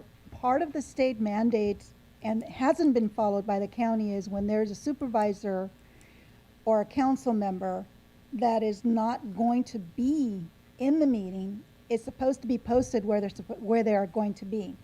It's not been posted ever in any of the agendas that a specific individual would not be present and would only be present by Zoom.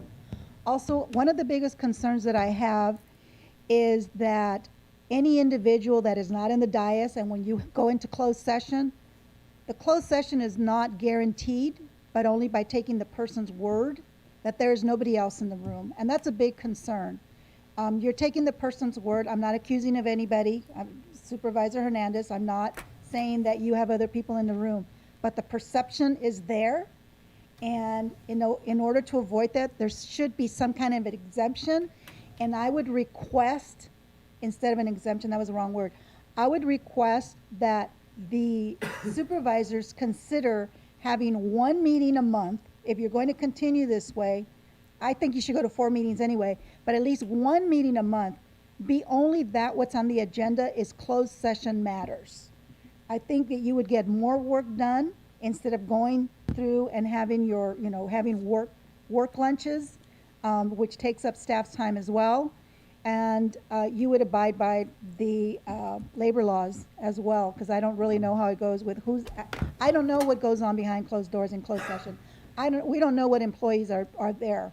I know that there's, exempt for management or whatever, but if the council were to consider having, the supervisors would consider having one meeting a month just for closed session, I think you would even get more work done, so thank you. On Zoom, if you'd like to make a comment, press *9 on your phone or the raise your hand icon on your screen. No further comments.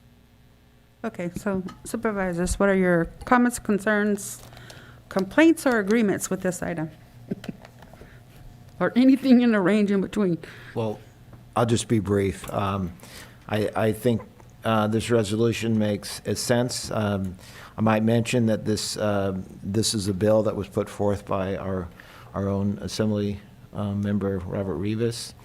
Anyway, it allows us to continue, in the manner we've been going, which I think is the best of both worlds. It allows those people that feel comfortable coming into chambers in person to do so, as long as they're doing it safely and following our guidelines. It also allows more participation, frankly, with Zoom, I think, to the public that can't get to a meeting or they don't feel safe. So I think I would be fully supportive of this, and I gather this will be something we'll have to, as long as we're dealing with COVID, at least we'll have to keep bringing this back to us, I guess, every meeting. So anyway, I'm fully supportive of it. Thank you. Yeah, I'll be brief too. I support this. It's a no-brainer, especially for the public access part of it, and then just going forward, I think it is ideal to have the people that are making decisions in the same room together. I know Supervisor Tiffany has mentioned that in the past, and So at some point, we're going to cross that path. And but I obviously right now, the way the numbers are, this makes a lot of sense. Thanks. Supervisor Hernandez? Thank you, Madam Chair. I'll try to be really brief too. To me, it's pretty simple. If we think that there's no more threat, that we need to go in person, all of us, at all times, and obviously going into a meeting is higher risk than being able to Zoom. So if it is about public health, then this allows for that flexibility. But if it's because there's no risk and we need to be meeting all of us in person, then obviously that means the mandates go away. So does any kind of emergency powers by this governor. And obviously that means everything is all good and clear, which means we could resume normal, what normal should be. So, but if we're not agreeing with that, then obviously this resolution makes sense. Thank you, Madam Chair. Okay, I have no opposition to this resolution. Just understand that we will be looking at it at least one more time before the end of the calendar year of 2021. As it was suggested, it was put forward by Robert Rivas, and so I definitely support that. I really like the idea that we're able to include by Zoom. That's had some positive and negatives in terms of the presentations and in terms of some of the comments that have been presented over the months, but it allows those individuals who can't be here to be in the room, to be able to participate in the meetings, and we have to be inclusive of everybody, so I thank you for that. My only concern about going forward is I keep getting concerns about the logistics of sitting up here, and from the outside, there are 2 vacancies, and there's 2 vacancies, they're just 2 vacancies. And so it's hard for me to continue explain that why are there only 3 supervisors sitting in their seats? So I think as long as we keep this communication open, that the supervisor that is not seated here has a legal right to be where he's at because of the suspension of the Brown Act, that the agenda does not need to post the person's location. It does not need to be agendized where that person's at. And we're hoping that, in all honesty, that when he is participating in a closed session, that he is in the room on his own. I'm not even going to question that. But I'm just saying I have gotten concerns about, I look to my left and my right, and there's a chair vacant on both sides. And so when we can all be up here at the same time and resume normalcy, I can't wait for that day to happen. But for the time being, this will be an issue at least one other time that we have to look at and possibly extend another 30 days before the end of December 31st. Yes. So I think the plan is we're going to just continue to put this on consent. And if you need to talk about it, you can obviously pull it, but okay. you'll So see this ongoing until further notice or things change. Okay. So as consent and not as a regular agenda item. Okay. So then let's go. We went to the public. So what is the will of the board? Oh, sorry. Did you need to speak? Go ahead. No, I was going to make a motion. Oh, please do then. If you're ready. Madam Chair, I would make a motion that we adopt the proposed resolution authorizing remote meetings of the Board of Supervisors for the period of October 12th, 2021 through November 11th, 2021, pursuant to AB 361. Second. Okay, so I have a first and a second. All in favor? Aye. Aye. Aye. 4-0. Okay. All right, so let's go ahead, and then it's 12:01, exactly 10 minutes, thank you. So then we will go ahead and, you want to go ahead and read out the closed session item for us? Yes. Closed session closed session public employee performance evaluation, County Council Government Code Section 54957. And I know that we're not addressing the public's comment, but can you explain why this item has to be in closed session and is not a open session item? Well, it's all the appointees that are directly appointed by the board. The closed session for performance evaluation allows the board to give evaluation of those employees. Okay, so we're not hiding anything. This is just proper procedure and protocol for this closed session item. Yes. Okay, all right. Open to the public? Yes, please. If you'd like to make a comment, please, in the chambers, please provide a speaker card. On Zoom, press *9 on your phone or the raise your hand icon on your screen. No comments. Okay. So let's go ahead and adjourn for a working lunch. Until what time? 45 minutes, I thought we said? I think 45 minutes will be good. Okay, so that would be at 12:45, 12:47, thereabouts? Yep. Okay, thank you.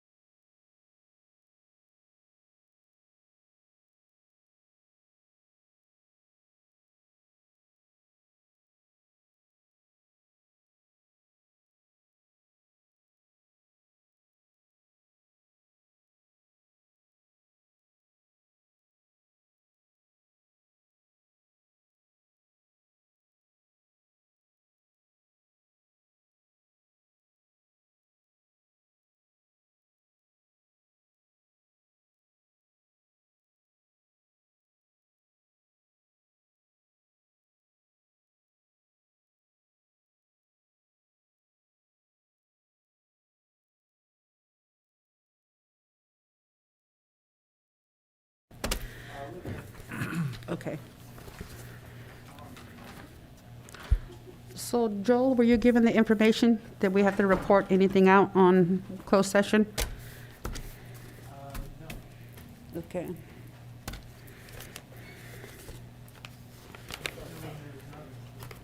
Okay. We'll keep that assumption just as is then.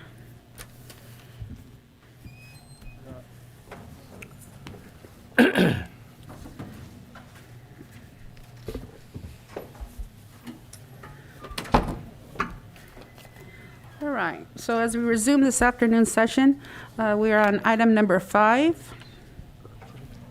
Go ahead. Good Mr. afternoon, Chair, Supervisors. My office has been tasked with coming up with plans to remodel this room and do some security improvements to the entrance of the building. As part of that, one of the extremely long lead time items for us are the new chairs for this room. These chairs have served the test of time. They've given it their all. I think they began life about 60, maybe 70 years ago in a movie theater somewhere. But we were hoping to be able to replace them with something a little more ergonomically correct and to accommodate our ADA requirements. Special features there's 2 options. We did get a bid without the special features, but we did identify some special features for that front row over there where staff sits, which include charging points and a little fold-up desk for the laptops that they're using. I don't know if you saw it this morning, but we had a lack of plugs. One staff's computer died, and it definitely is a feature with a negligible cost that I would encourage you to consider. So this is the first step to make the project a reality.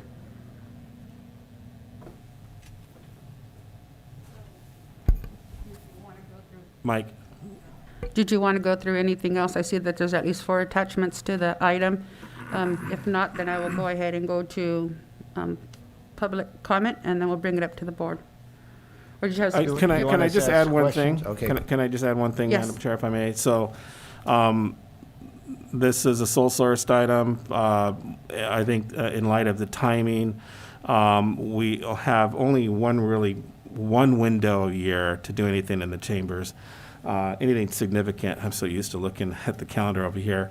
And that is from December, and my eyes aren't good, but they're not that good. I think it's December the 15th, The I think. 15th, yes. At that point on into January, and we were going to have the first meeting delayed a week or two to accommodate construction and work in this building. So we're going to do some work on the outside. We're going to do some work on the inside of this building, which basically gives about a month to do the work. So the scheduling's of the essence, and then materials. Part of the problem today is with the supply chain, and it's just horrible for everything, really, but in particular, construction materials and materials. So that's the reason why the RMA director is looking at purchasing this as soon as possible, if the board so chooses to approve this. If not, we can obviously wait another year, but it'll have to be in the next same window. December, January timeframe, most likely. So I just wanted to share that with you. I think that was important to bring up as well. Well, I think we've all sat in the chairs, and we know how uncomfortable they are, especially when you're here for the entire day, sitting in a meeting. And so anything that's going to improve for staff, I very much support it. And those desks that will flip up and make it easier for them, it's realistic. We need to have that. Also, the jacks, in terms of the plugs, they're necessary. And I really appreciate the ADA accommodation in the back that this is all going to address. And so I broke my own rule, darn it. Sorry. Anyway, so are there any questions or comments? Because shame on me. Okay, go ahead. I can ask a question. Go ahead. Okay, Yes, so you may. just clarify, Mike, the first row is where or just this side here? Just that side. Is where there's gonna be like little table kind of Correct. things and The little jacks. desks that- The Correct. rest of it will be Standard, just yeah. standard. And then what is the, as far as the ADA, what's that going to look like as far as? So we're going to, currently you have 90 chairs. We're ordering 87. And back there in the back, we're going to add a table for staff with additional room to work. For those of us like me who are here all day, I could sit back there and work while we're talking about other things, and then when it's my turn to come up here. And then on the end of that, we're going to create a workspace that's ADA accessible. Okay. Which is open to the public or staff. And currently, we're not ADA compliant? I mean, we're grandfathered in probably, or?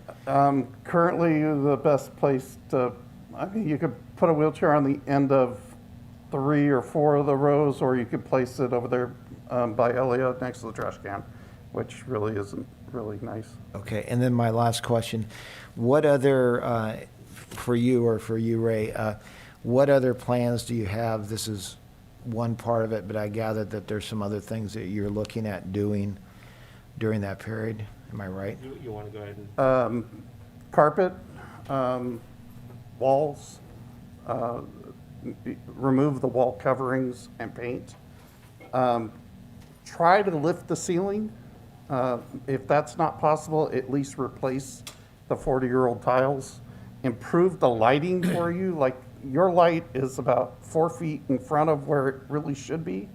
You're kind of in a dark corner, so back that one up. Put one over both of these areas so they have task lighting also. So improve the work lighting for all of you. Some security improvements I'd rather not discuss. Things like that. Okay, and given that, is that going to be that expense coming to us as well at a future agenda? Correct. It's on here. It's on We have an architect currently working on the plans, and then when we get the engineering estimate, we'll be bringing it forward to go out to bid. Okay, thank you. Madam Chair? Yes. So what would be, I know I talked to you a little bit beforehand about a total, you mentioned 200,000 to 250 total. What would be the cost of, because I didn't see a cost for installation. Well, is there a specific estimate on? That's going to come forth through the bid project. So we're going to bid the installation as part of the main project. And then second is, could you clarify why we didn't go out for an RFP or provide multiple quotes on this? Timing and features. This was the only manufacturer that we found that had those particular desk and power features. And they also were the only manufacturer who could provide chairs within the timing that we needed. Everybody else was, you can order them now, but you may see them this year, you may see them next year. Okay, thank you.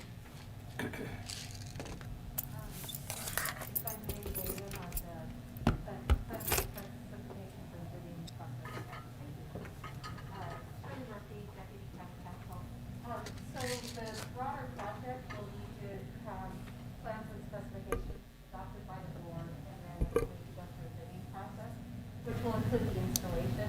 However, under section 2150.3A of the Public Contract Code, the cost of purchasing materials, equipment, etc., does not have to be included in the bidding process, but the installation work will have to. Okay. So there, as Mike says, there will be an item coming forward to you for adoption of plans and specifications and maybe the bid process. Probably in the next couple of meetings. I'm not sure exactly what Mike's schedule is, but this was, as Mike said, they needed several months of lead time to order the chairs in order for them to be here at a time when installation will be done. Supervisor Hernandez, did you have any questions? No questions, Madam Chair. Okay, thank you. Okay. So then let's go ahead, and if there aren't any further questions for clarification from the board, let's go to the public, please. If you'd like to make a comment in the chambers, please provide a speaker card on Zoom. Press star 9 on your phone or the raise your hand icon on your screen. We have Elia Salinas.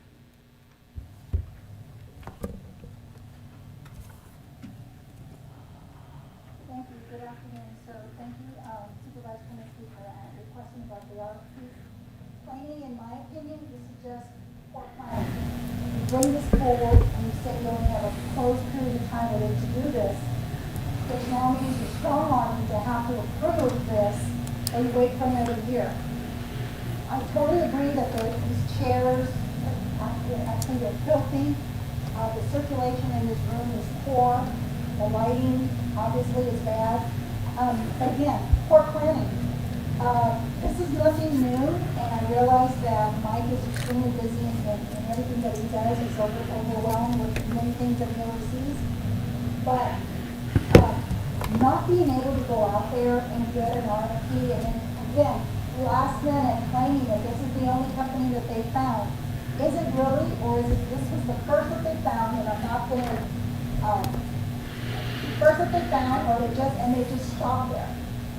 You put the county right now in a position that if you don't approve it, it's not going to happen for another year, and that's just totally strong arming. And it appears that this is going to be a biennial piece, and I realize that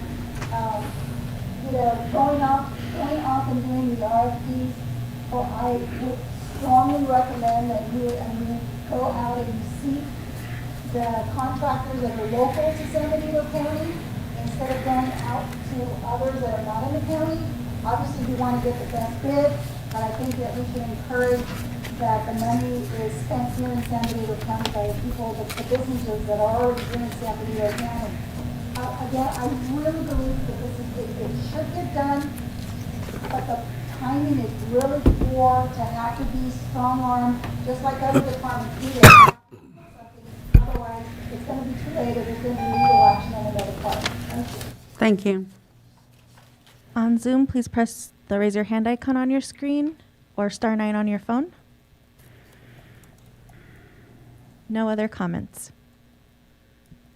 Okay. So supervisors, any comments or concerns that you'd like to address? Madam Chair? Yeah, so $90,000 is obviously a lot of money. Mike? Just went out on me.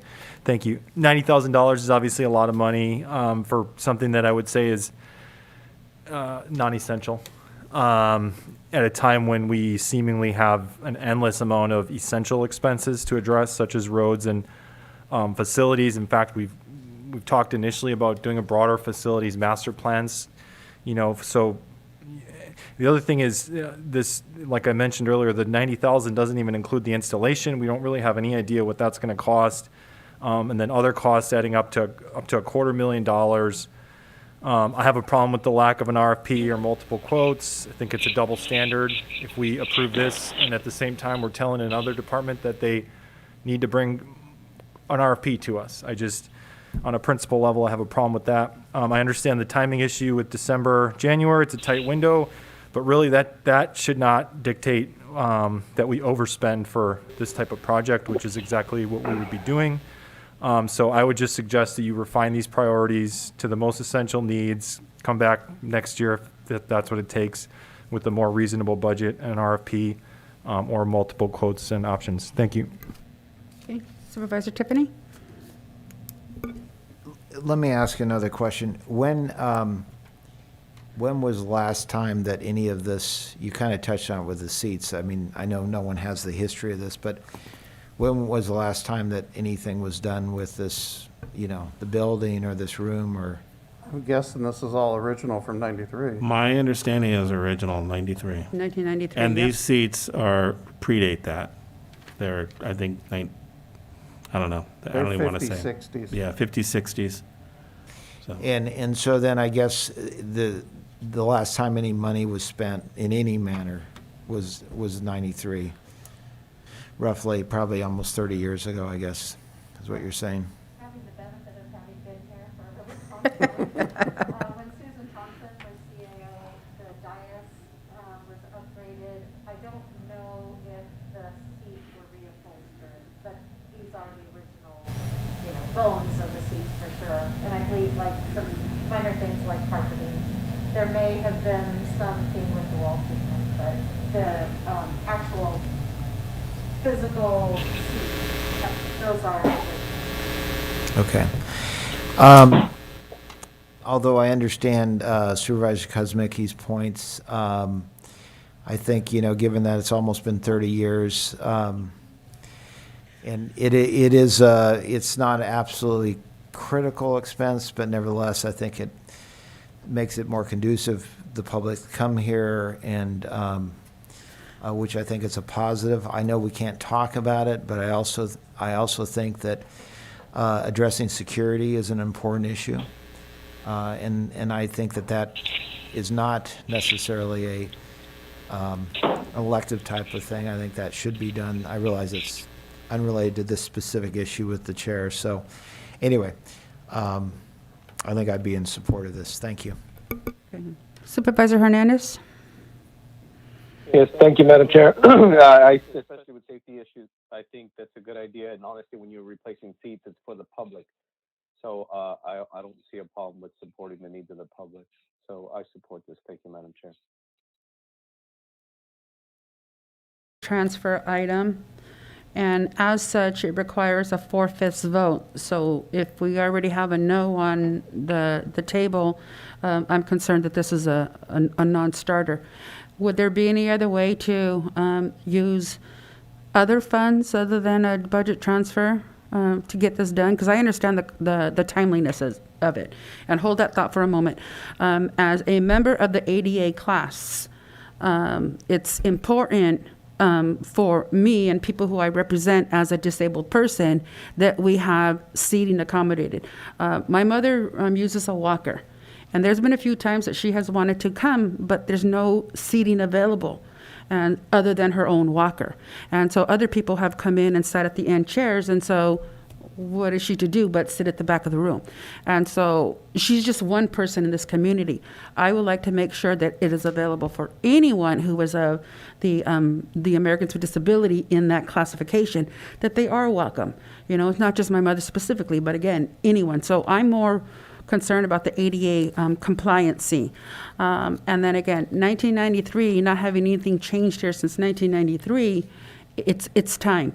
So because we already have one possible no when we need 4 of us for this budget transfer, is there another way to address this so that we can move forward? If I may, Chair and Supervisors, so to address that concern, this project wasn't one that was on the original CPI approved projects for the fiscal year, so it was a new project. Originally, when the county goes out to begin the budget process, there is communication made to all the departments about projects they are anticipating in the upcoming year. This one wasn't anticipated until pretty much really late in the fiscal year. It wasn't added on, so that's why we're coming to the board to ask for a budget appropriation and transfer. So an appropriation to include the funding, and then a transfer to move the funding to the capital projects budget. So as it stands right now, since it wasn't a planned, that's why we're coming to the board. So from the way that it stands, this is the only way that I could see it more or less going to the board. Any other way would be, let's say if you delay it a year and then come back as a project vested out through the budget and approved through the budget, then more or less the funds would be designated already ahead of time. Yeah, I just have an issue of waiting an additional year, because I know I've been asking that for quite some time. It's not something that just popped up recently. So, go ahead. Madam Chair, there's, who knows, but there's also a possibility that someday we will have an additional supervisor, but if it happens soon enough, maybe it could be revisited. But if they don't get ordered now, they won't come in time, basically. Correct. We have no leeway, really. Is there not at this time, but and let me ask, well, I'm thinking out loud here. this is this is a separate thing. We could conceivably do some of the other things you're talking about. But of Correct. course, that would require a 4/5 vote as well, I'm assuming. It will, and you'll be removing these, storing these, and then reinstalling these to change out the carpet. I think he was referring to the safety side of Yes. things. We could try to isolate Yeah. those. Okay. They're two very important components, the ADA in addition to the security issue. And do you want to respond to the seating of the fifth supervisor? Not yet. We're Okay. still haven't got full confirmation yet, so Okay. we'll see how. I do There's know. something I do in the know. wind. Let's just say that. There's I do something know in the that wind. the wheels are turning in Sacramento, so we'll see. Hopefully soon. Can we bring this back when there's a fifth supervisor sitting up here as to table this as opposed to saying no now? Sure. Is that a possibility? Yeah. Okay. Whatever your board wants to do. I mean, we can. Well, come I back. would really love to see us take care of everything that needs to be taken care of, the ADA in addition to the security and, the comfort for the public in general. I'm not even looking at the carpets, but I'm just thinking in general. But Yeah. Madam Chair, can I ask a question? yes. So what would it take to just do ADA? You would lose some chairs, but we could do some ADA accommodations sooner rather than later. Because to me, ADA it carries more importance than the rest of it. That's just the way I see it. I don't think the ports are essential. Laptops, by definition, they go on your lap. So I'm just not in favor of the lavish nature of what we're looking at. So if there's a way of compromising and looking at just doing an ADA modification, I'd be open to that. But otherwise, I would still support pushing it off till next year. Thanks. So if we waited another meeting and we worked together internally and see if we can do something, is that enough time? One more meeting, or is that too late? I surely work closer with Karen, but I think it's too late, right? That was the information I received. But, I mean, we could try. We could try. Why don't we do that? We'll try. We can always try. Yeah, we'll try, and then if it happens, it happens, and if not, then it doesn't happen. So, yeah, Okay. we'll work on it. Yeah. So then we don't need anything for item 5 at this point. You We'll have your just table direction. it. Well, I'll come back if we need to come back, and staff will Okay. work on it. Yep. All right, so then that takes us to the consent items.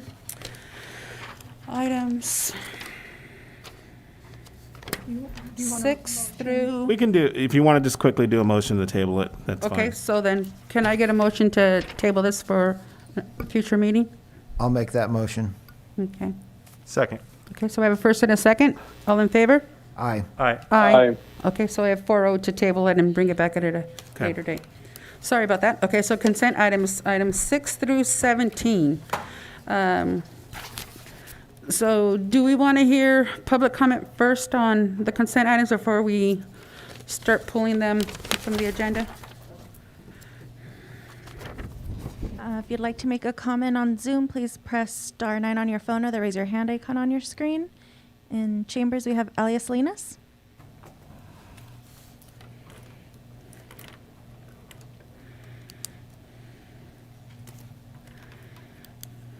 Thank you. I would like to discuss item 8, item 10, and item 12. Item 8, it doesn't even state how much this contract is for, so that information is missing that I think it's important to the public to know.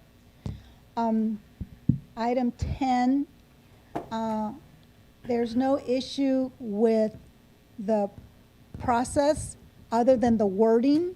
I think you should be clear to the public without having to go to the link that this is simply a transfer. And there is a sentence, when you open up the link, there is a sentence in there that this is specifically for something that's already happened. I'm not verbatim, something that's already happened and it's just a transfer of monies. And this seems like the way it's written is that there's going to be, but it's not for something that's already happened. Item 13, Okay, hold on. You said item 12. Was it 13 that you had wanted? 13. Okay, go ahead. I'm sorry. if I That's said okay. 12. 13. The approval of extension of 80 hours for COVID. I don't have an issue with that because it must be, it's got to be done, but my problem is that many employees, many employees actually took advantage of this, and they just, I can't come up with the words right now, but anyway, they took advantage of that, and it wasn't even because they were exposed to COVID. They just took time off. And we all know who they are, okay? So you know somebody that's on staff that did that. My problem is that to approve 80 hours for somebody for sick leave, if you have not been vaccinated, you should use your own sick time. I don't think that it should be an additional 80 hours. That's the issue that I have, because people took advantage of it and just used it for personal reasons. I mean, somebody even left the country and used it as an excuse that they were exposed. That is taking advantage, and actually, if you really want to deep dig into it, that's actually larceny of the county's time being paid for something that you lied. So that's larceny. So we need to be really careful with that. So I'm really opposed to extending 80 hours for all employees. If you've been vaccinated, the exposure should be minimal, and you shouldn't even have the 80 hours or using up the 80 hours. But again, if you're not vaccinated and you're putting yourself out there at risk, and I know that we have issue with the fire department, and I know of firefighters that have used the excuse of being exposed when they were not exposed. County employee left the country. So we need to have them be accountable and be responsible. And giving them paid leave to go on vacation is just a waste of money. So thank you. On Zoom, you can use the raise your hand icon on your screen or *9 on your phone. You've been muted. Please state your name and your district, and you have 2 minutes.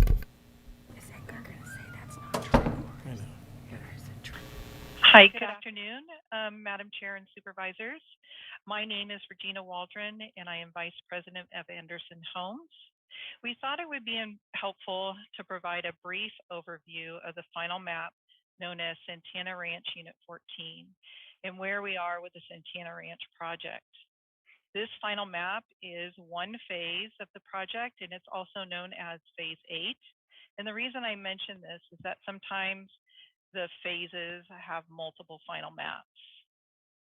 So we thought it was important to note that the Unit 14 final map is consistent with the tentative map. And before we started the design and improvement plans for this phase, we received written approval from RMA Director Harry Mavergenis. Other key items we wanted to mention is that the commercial component of this project is being designed and planned in Phase 9, and the project's affordable units are under construction now, and there is a plan for future affordable phases. We're working with staff on the design of the next phase, and we have made significant progress on this. These are unprecedented times, and we are grateful for the opportunity to continue the project and keep our employees and subcontractors working. I want to thank you very much for your time, and we hope that you will move forward with the approval of the Unit 14 final map. Thank you. You've been unmuted.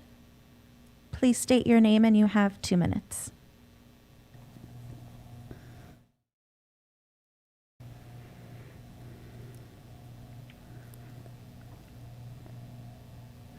No other comments. Okay, thank you. So let's bring it back to the supervisors. What is the will of the board? Items 6 through 17. We didn't pull items? Yes. Yeah, we didn't do that? Yes, please. Sorry, I got caught off guard there because. Okay, so we'll let you think 14 about and that. 15, please. Okay, so you want 14 and 15. Supervisor Tiffany, do you have any items you would like to pull? Number 13. Number 13. Supervisor Hernandez?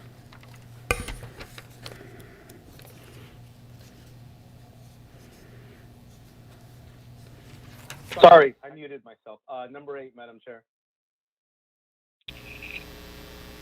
Okay, and so I have no questions to pull because they're double up of what other people pulled. So items number 8, 13, 14, and 15 have been requested to be pulled. I have down, I thought it was, oh, no, I'm sorry, you're correct. Well, 18, 14. okay. Yeah, that's right. 8, 13, 14, and 15? Yeah, that's right. Yes, okay. So then can I get a motion to approve the other items not pulled from the agenda? That would be items number 6, 7, 9, 10, 11, 12, 16, and 17. I'll make that motion. Second. Okay, so I have a first and a second. All in favor? Aye. Aye. Aye. Aye. Okay, so you have a 4-0 on the others, so let's go ahead and take the first item pulled, so that'd be item number 8, correct? That was Supervisor. Yes, Hernandez. this is Alan Yamamoto, Behavioral Health Director. Can you hear me? Yes. So, Alan, can you hold on a moment? Supervisor Hernandez pulled that, so let's go ahead and ask him what the issue was or the question. Supervisor Hernandez? Yes, thank you, Madam Chair. So I received a call from a resident having to do with the issues with which I know I imagine Alan's going to explain, having to do with the health, the eating disorder therapy, and so I wanted to make sure, and actually she had her hand raised just for the record. She had her hand raised, and for some reason I don't know if there was an issue with her mic, but she wasn't able to speak. But nonetheless, it's just more to clarify, so Alan will be able to share with us, because it sounds like there's been issues with prior services, and I'm believing that this is going to address it. So I won't try to get ahead of myself, but yeah, I would appreciate clarity from. So my request, Madam Chair, is if Alan can explain going forward to any of the issues that we've had, how he's going to address those service needs, and then also to allow Ms. Shelton to speak since she had her hand raised. Thank you. And then, Alan, can you also state the dollar figure? I know that it's listed there inside the attachments, but please make sure any agenda items have your dollar figure for your contract. Okay, go ahead, Mr. Yamamoto. So the dollar figure on the staff recommendation, the total amount, that's also reflected in the contract under payment schedule. The maximum amount that this contract can pay out for the term of the contract will be $100,000. In the body of the contract, it lists the daily rate, and the daily rate is $1,200 per day, minus any third-party recoupment of fees that we might be able to get returned to us through insurance billing. To speak to the other issue that Supervisor Hernandez brings up, eating disorders is a very specialty treatment track. There aren't many people available within our staff that have much experience with eating disorders. Generally, when we see clients with eating disorders, the primary provider within our own department is the psychiatrist. And in some of the cases, the recommendation for our own providers is that the person can be better served in a specialty residential treatment setting that specializes in all the necessary programming and behavioral modification management that's necessary for the treatment of the eating disorder. In some of the situations, they can become severe enough that physical medicine MD providers are called upon also to augment the psychiatric treatment. It can be as severe as people being put on feeding tubes even because of their resistance to eating. I believe that we're going to see more of these. We've only had a few of them to date. I think that there's tremendous pressure through social media and advertising and other such outlets that the predominant victims of this kind of campaign have been young females, and young females preoccupied with idealized body image types. And what often happens out of that is we, on the receiving end of that, when it becomes severe enough, see these eating disorders manifested. So we're trying to get access to one of those specialty treatment resources. So in essence, it's almost like when a treatment provider looks for authorization from an insurance company. We are the managed care plan for mental health. We believe this resource is needed. We authorize the resource, but we need to have a contract provider provide it.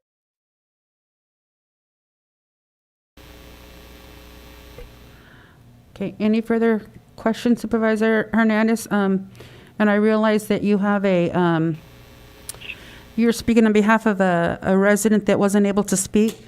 Can we give that person, Ms. Shelton, the opportunity to speak, the one that Peter had mentioned? Okay, is she online? Shelton? Okay. You've been unmuted. Hello. Hi, my name is Nicole Shelton. I am a PA at Hollister Pediatrics, where we are the last private pediatric group left in San Benito County. Our office sees both private insurance and Medi-Cal patients at our office, and I'm advocating for item 8 as this pandemic has gone on. Mental health has worsened for our youth, and access to services has gotten harder. I'm really passionate about item 8 as it pertains to my patient who has been struggling for 10 months and in and out of the hospital for not only suicidal ideation, but anorexia. She's starved herself to where she's now at a minimal body weight, where she has medical issues secondary to that. I've been working with this patient since I started practicing here in Hollister, and most recent, it got really bad in the last year. And it seems like as soon as we get 2 steps forward, we go 3 steps back. I'm seeing this, unfortunately, more and more in our office. We are having more mental health issues, whether it's the impact of COVID, the isolation, the social media, and as well as San Benito Mental Health is doing to service all of these patients, it's a large expectation. And as I've been told by members of the facility, it is beyond their scope of practice. And they're not able to give these clients truly what they need. And so it's kind of like putting a Band-Aid on until we get further down, and then we hemorrhage out. And these girls, they are predominantly girls, are really struggling to get the care and the resources that they need so that they can overcome some of these disorders. And it's hard because it isn't a nutrition issue. So a general nutritionist isn't going to help.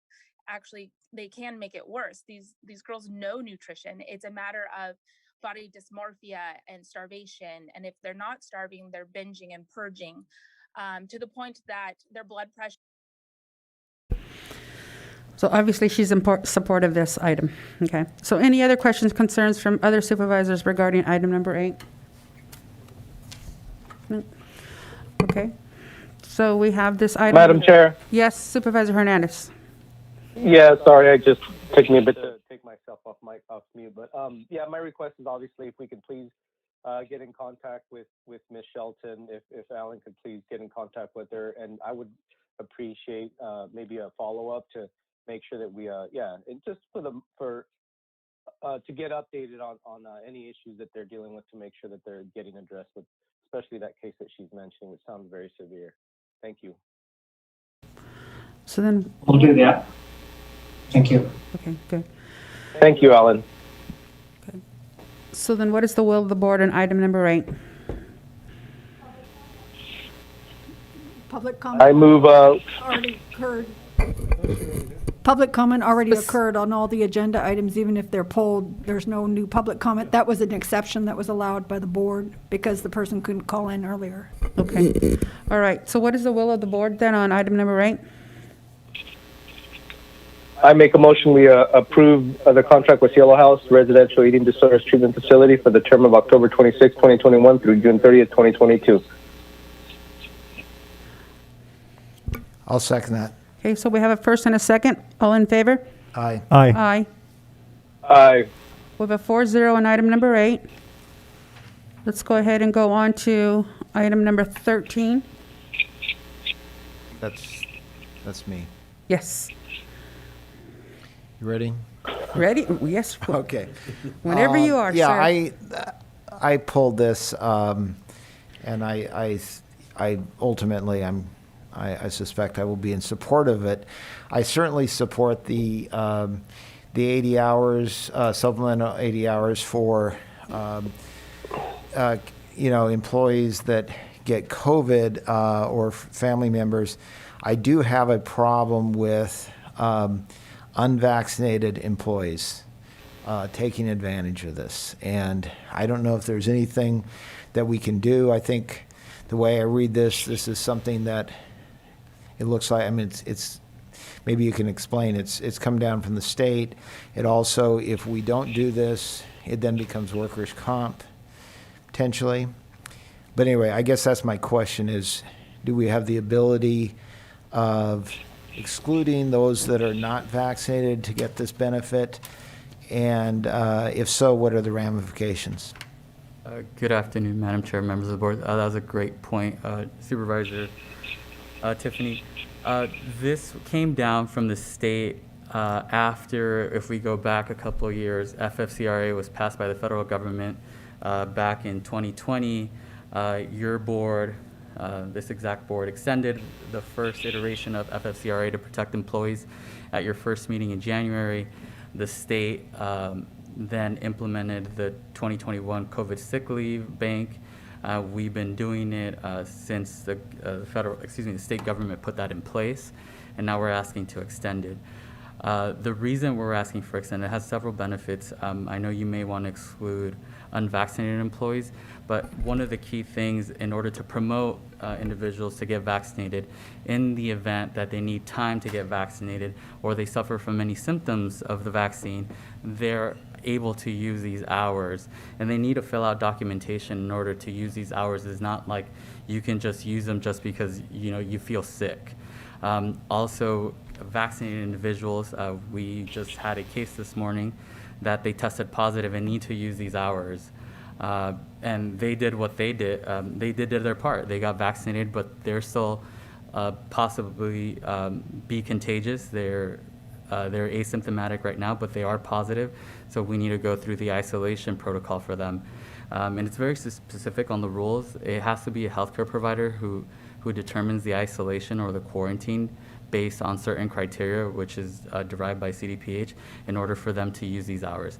And this is not a new set of hours. It's for individuals who have not used these 80 hours. So people who aren't vaccinated or are thinking about getting vaccinated, want to take advantage of the incentive that your board has, and if they have any symptoms or need time, they could use these hours. Rightfully so, other employees who, are subject to isolation or quarantine are able to use these hours in the event that they haven't used them prior. Okay, so again, while an unvaccinated may be in the process of looking to get vaccinated, or they already have symptoms, this is a way they can use them. I guess, is there any way to separate out those that just absolutely are not going to get vaccinated, period? And so then they get COVID, they have a much higher chance. I think it's almost like 10 times more likely they're going to get COVID. So it's much more likely they're going to use this than someone who's vaccinated. I realize there's exceptions, as you point out. So again, is there any way that we can carve those people out? Or, I mean, I guess you can't really allow it for those that are unvaccinated that are planning to get vaccinated versus, I mean, you have to be one where it's got to be black or white. I think I get your point, and we could definitely do that. However, there is the exposure of, we would then have to cover the workers' comp. Yeah. under California, COVID is a presumption illness or injury at work. So we would have to cover it through workers' comp. So we would have to cover it in some fashion. Okay. And if you were going to do an exception, I would possibly say to the board that there's a subsection of that also is for somebody that's unable to take the vaccination because of disability or a medical condition, that they should still be eligible for this. So you're talking about the subsection of employees that haven't taken the vaccination, but that Fall within an exemption. That don't fall within an exemption. Okay. And one related question, do you know, or do we know at this point, how many county employees remain unvaccinated? The number is going down. Last I checked, it's in the low hundreds, around 90 or to 100 and something. We've gotten a lot of folks resubmitting their self-attestation form with now saying that they've gotten the first dose, and now with the 2-dose vaccine, it's a 3-week waiting period now, other than the 2-week. But so we have gotten it. Yesterday, I received 4 of them. So people are jumping on the vaccine incentive or getting fully inoculated. Okay, well, that's good to hear.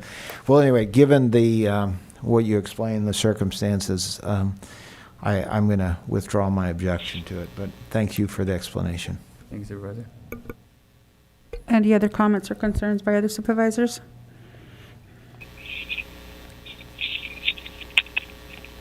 So I don't hear any.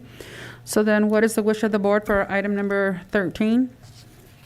Madam Chair, I'll make a motion that we approve extension of 80 hours of COVID-19 sick leave bank for San Benito County employees for use between January 1st, 2021 and December 31st, 2021.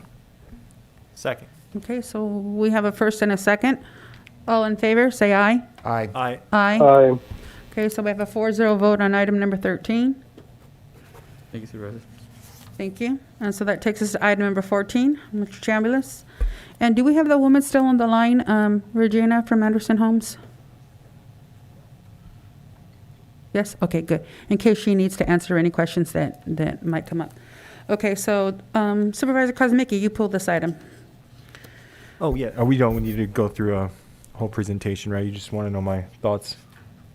The presentation is what? Yeah, I'm fine.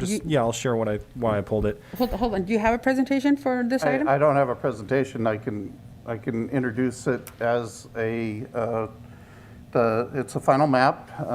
This work started over a year ago. And this is for the area kind of adjacent to Fairview in the kind of northwest area of the project. It's about 100 homes, and the work started under Harry, as was said earlier. So. Okay. All right. So Supervisor Kosmicki, Yeah. sorry about that. Go ahead. Thank you, Madam Chair. Yeah, so I did a lot of research on this. It's a big project. We're newer to the board. I spoke at length with staff. I spoke with Michael Anderson. He was very kind enough to call me on Friday, and we had a nice conversation. I think everybody knows Michael Anderson's a great guy. Nothing personal with a few of the things I'm going to say here. I'm going to be against supporting moving ahead on this latest final map portion of the development, as long as what I would contend is that the developer remains in violation or hesitant to fulfill aspects of the development agreement. And I'm also just generally, I'm very concerned about what I understand and just discussions with staff officials is about the Santana Ranch attempting to essentially back out of some of the obligations that we have here in the development agreement. Some of the examples recently in this of the sort of hemming and hawing, we had this question over funding $154,000 for the Fairview Road McCloskey intersection. They balked at that, and they are moving forward with that, so I appreciate that. That's separate from some of the other issues I have. Questions remain over this huge, what's been called a very undesirable retention pond that just sort of showed up out of nowhere, and it really hasn't been explained, I think, appropriately to this point, why and what's being done to mitigate that. So I'm wondering what's happening there. There's 12 acres required for commercial in the development agreement. That's 65,000 square feet of commercial and 41,000 of mixed use.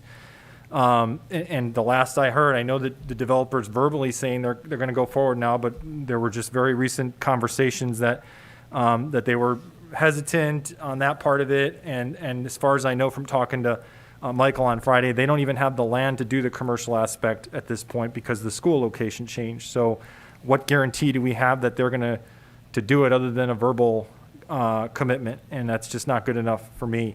The community park was required to be completed by the 300th unit. We're on 500 now and it's still not done. The local builder lots aren't being fulfilled. There's a requirement they'd have to have 48 local builder lots by the 500th unit. They have 0. Their claim is that they attempted to advertise and there was no interest, and I just find that really hard to believe in this town that is full of contractors that would love to do that work. And then the affordable housing element before the 500th market rate unit, they're required to build 50% of the affordable. That's 55 units. Again, I know they're saying it now, but there's been some contradictions in the last several weeks as far as what I've understood that they're wanting to get out of doing that. And then there were some behind the scenes negotiations going on about, well, if they do affordable units, then maybe the county could provide, I think it was like 130 more market rate units that they could do now before they do the affordable. And that kind of really triggered my frustration. And then there was talk about extending the development agreement for 10 years and then delaying the affordable requirement for 5 years. And that's just a non-starter for me.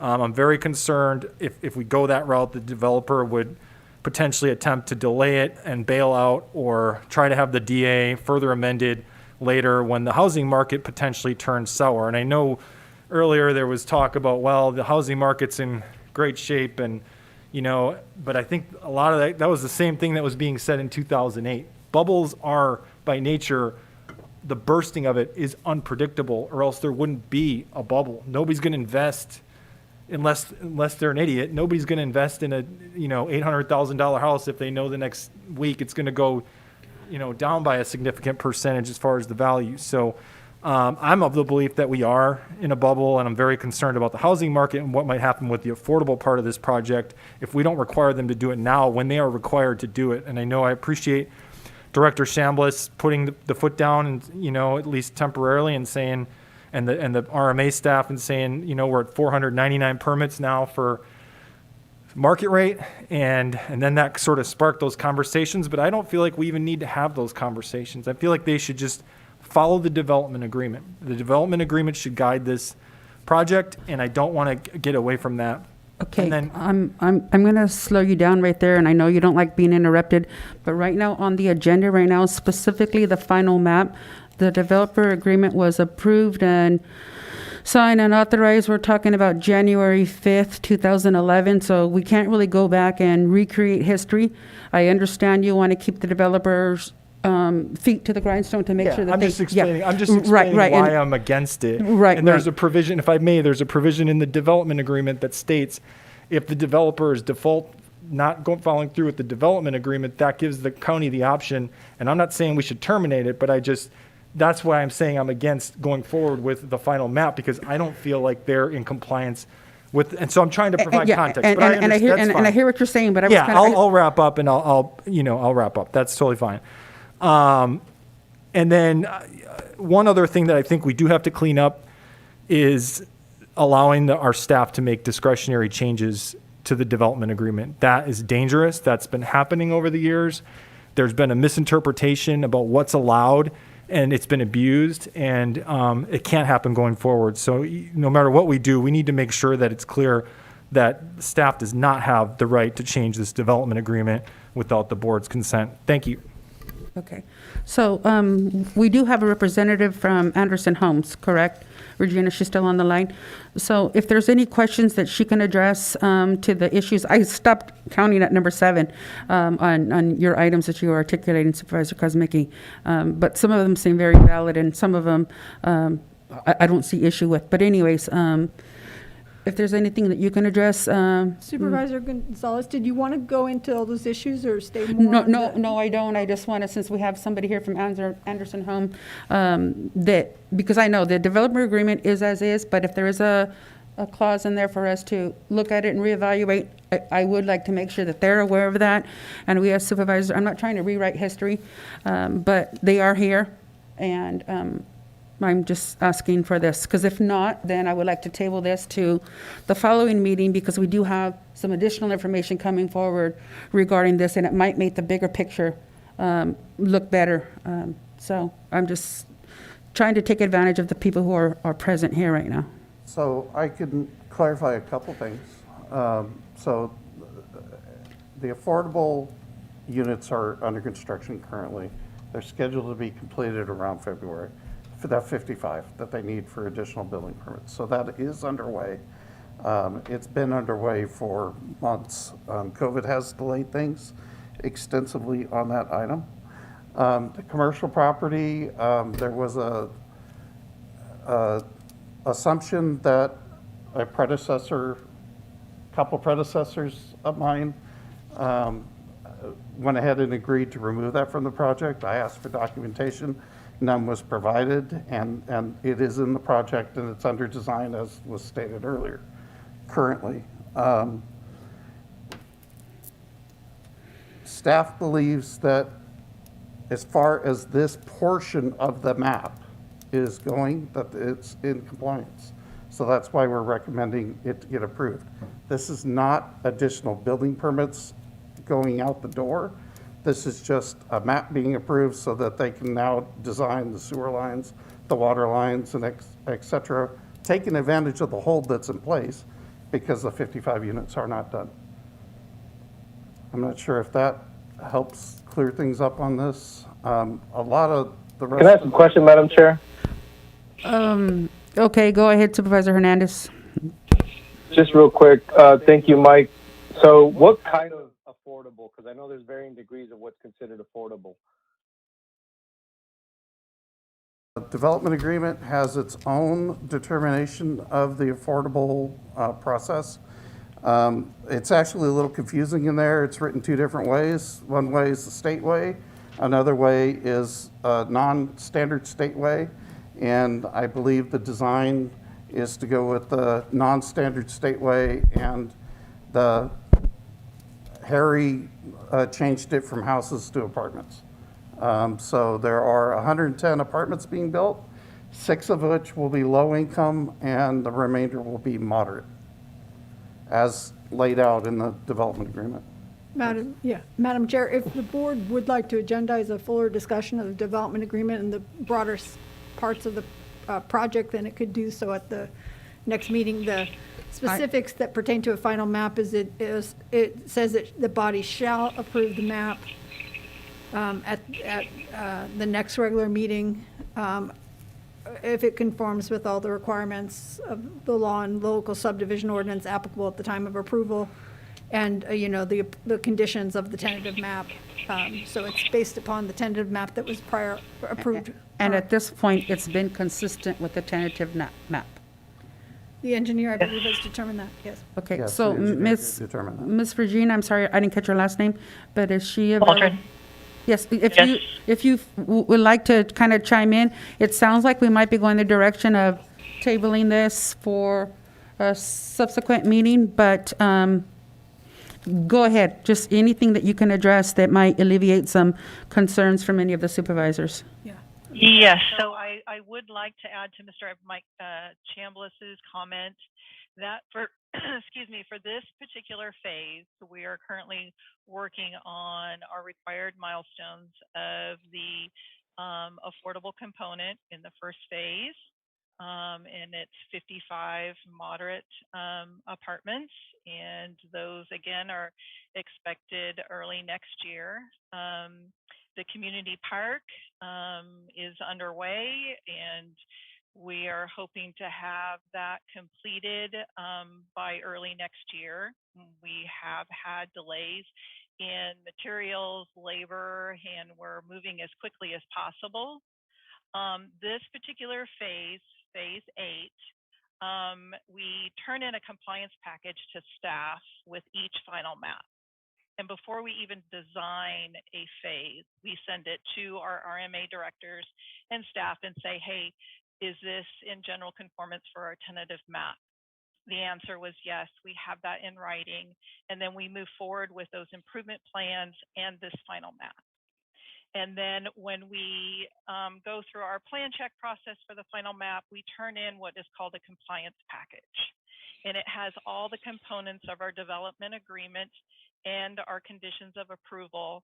And we address each one item by item with staff. And that is reviewed by staff. And that point, that's when staff recommends, okay, we can schedule this for a Board of Supervisors meeting.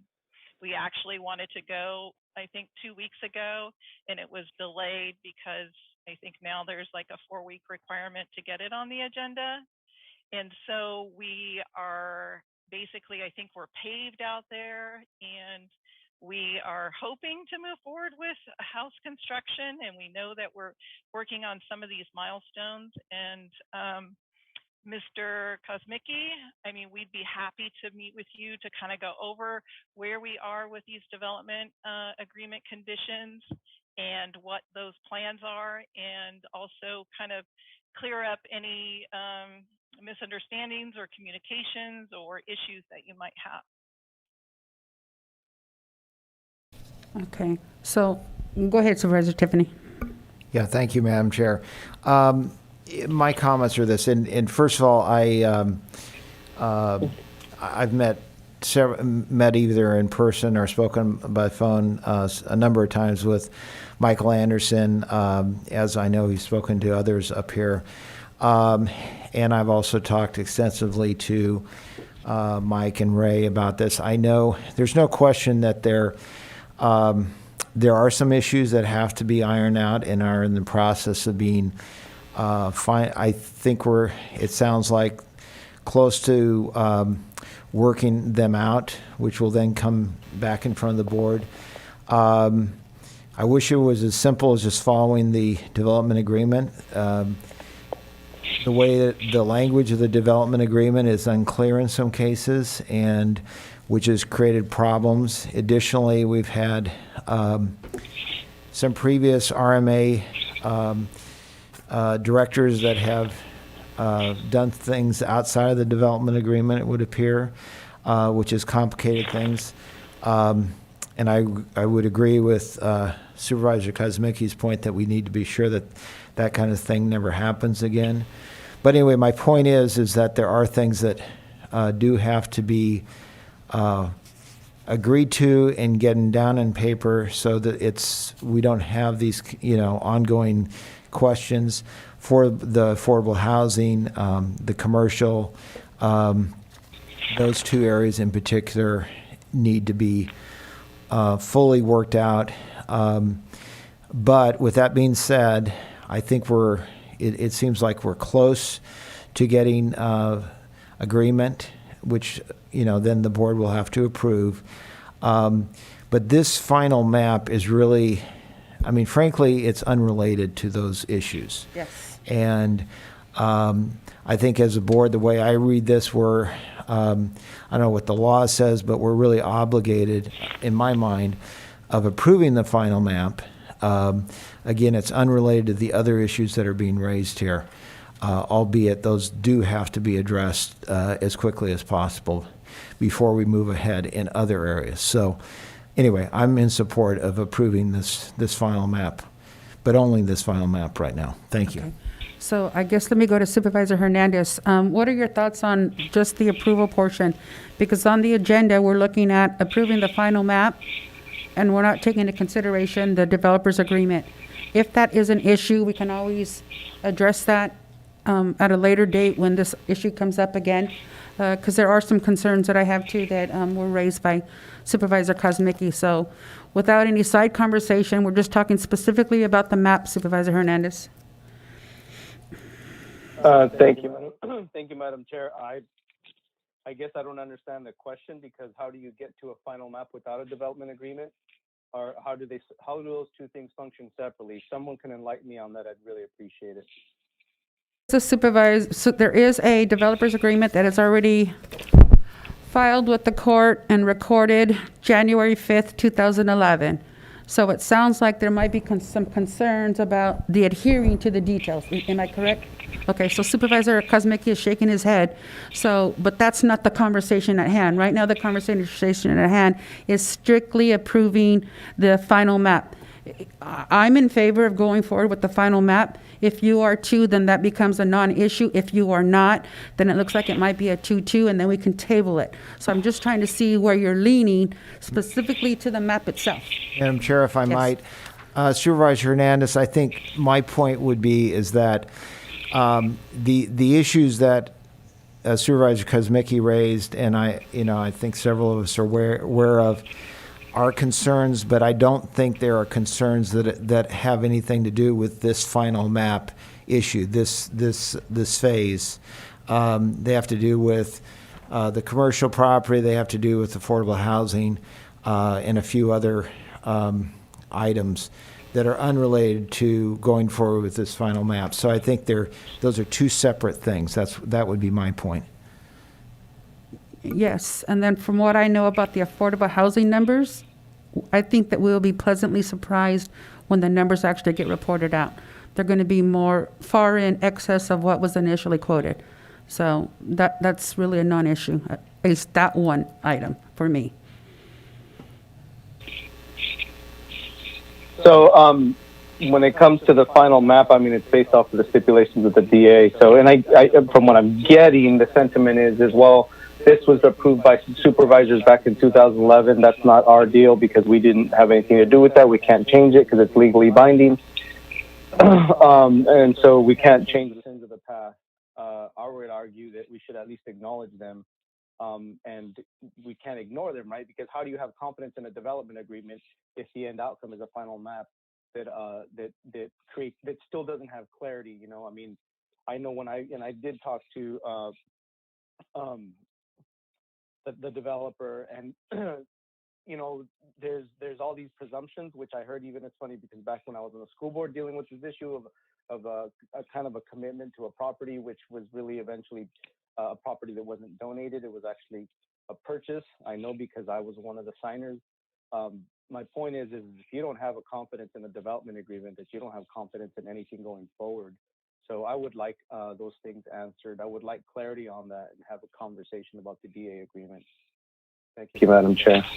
Okay, so then it looks like if we did take a vote, it'd be a 2-2 at this point. So let's just go ahead and agree then to table this to the subsequent meeting. Do I need a motion to table Continue it. Let's continue it if you could to the next meeting, which would be then October 26th. I'll go ahead and make the motion that we continue it to the following, is it the August 26th meeting? October 26th. October 9 a.m., I 26th. believe. Okay, so I'll make a motion that we continue this to the October 26th meeting, item number 14, to approve the final map for TSM 12-85, track number 308, commonly known as Santana Ranch, Unit 14, located at the east of Fairview Road.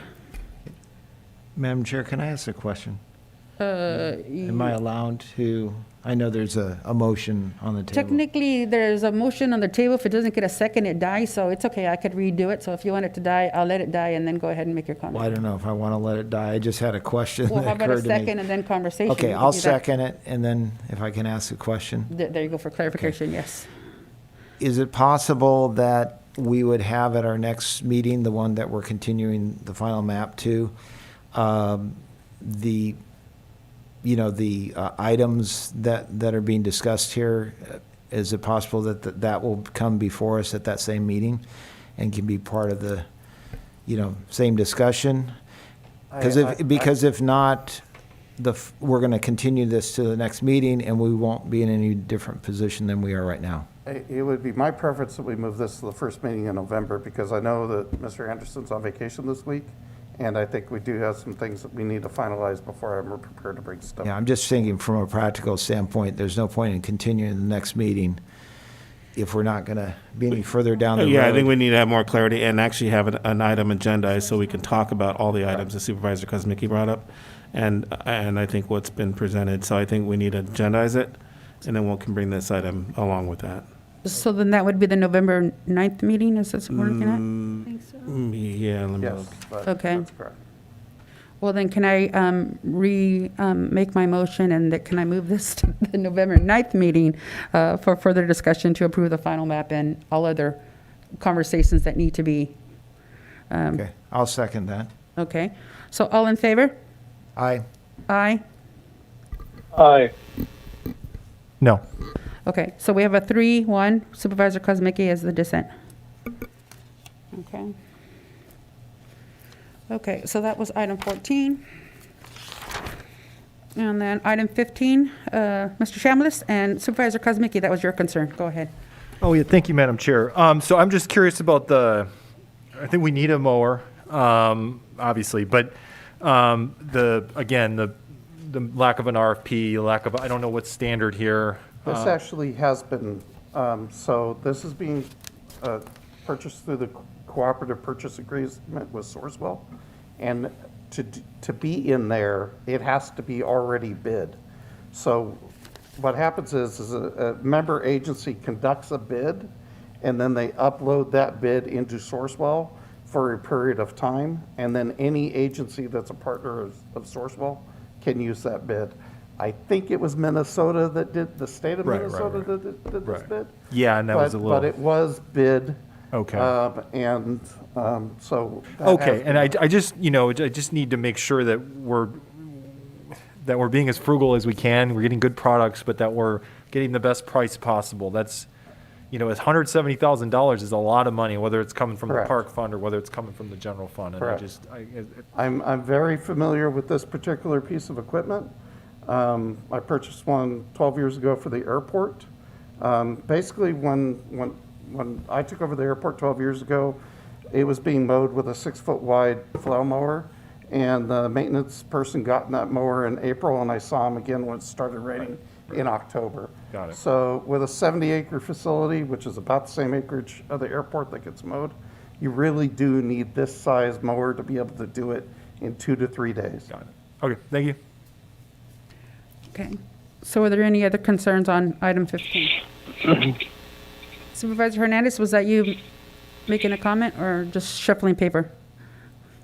Sorry, just noise. That's okay. All right. So then what is the will of the board then on item number 15? I'll move to approve. Okay, so I'll second that. Second. Okay, we'll give it to Peter. So we have a first and a second. All in favor? Aye. Aye. Aye. Aye. You have a 4-0. Thank you. Okay. All right. So then that takes us to future agenda items. Okay, so definitely the developers agreement for the Santana Ranch. I think you would want that, correct, Supervisor Kozmicki? Okay, so there's at least 2 of us asking for clarification on that. Any other items that we would like to have on the agenda for a future meeting? Madam Chair? Yes. Yeah, I just had, 2 items. I mean, I don't know if they would, I believe they would be interrelated, but obviously the vacancy rate, what we're going to do to address that. And, on that note, it's I would really like to see what that means as far as the vacancy rate, even having to do with the loss of folks that weren't, basically that lost their jobs because of the mandate. So I think that should be a clarifying element. Obviously, I wouldn't expect to release personal information, but just, basic numbers. And then I would like, I don't know if it would be a second item. Yeah, I would imagine it would be, but clarity on exactly what it means to get a yes or a no on an exemption. I feel like a lot of this that I'm seeing across the state, and even to frame it this way, because of the division that's happening in our community, there's a lot of people that are getting frustrated for more reasons than not, having to do with not what the county supervisors are making a decision over. Even as an example, the national government stating that they were going to push for a mandate when still to this day there's yet one to be written. So the point is it becomes a veiled threat, and sure enough, you have agencies complying ahead of the threat, and by default that creates not only an ugly response from the community, but confusion because we're technically adopting something that hasn't been interpreted or hasn't been actually applied on the national level. So all that to be said is, I think even for the sake of preserving the vacancy rate, we want to make sure that we have clarity on the exemption process. Because if you're someone who says, I'm not going to take this vaccine, so if I have to lose, if I'm going to lose my job, I got a plan, then obviously if they do have a valid medical exemption or religious exemption, then I would like to know, okay, how do I know that I qualify or I don't qualify? Everything's done behind closed doors. I personally think, I mean, especially because HR is handling it, and that makes it a very sticky situation, because that's a medical decision being made by HR, and that's a religious decision being made by HR. So I think for the sake of transparency, we need to make it a very clear expectation on what qualifies and doesn't qualify, and make it a transparent process. So that's my second request, is the clarity on the exemptions process. Okay, Chair, yes. as far as Supervisor Hernandez comments, is my understanding that we're already going to have in closed session discussion on the issue of the religious exemption, at least.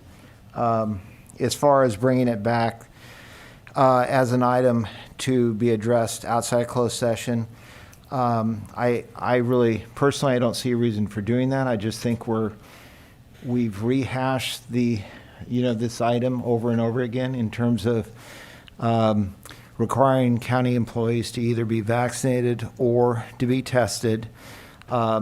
It's frankly something that many other counties and businesses are doing with quite a bit of success, by the way.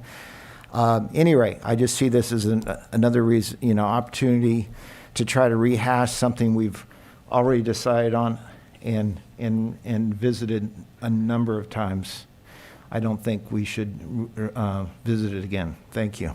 So then is your preference to keep it in closed session? Well, I think... Because we're going to get an update, correct, of some sort?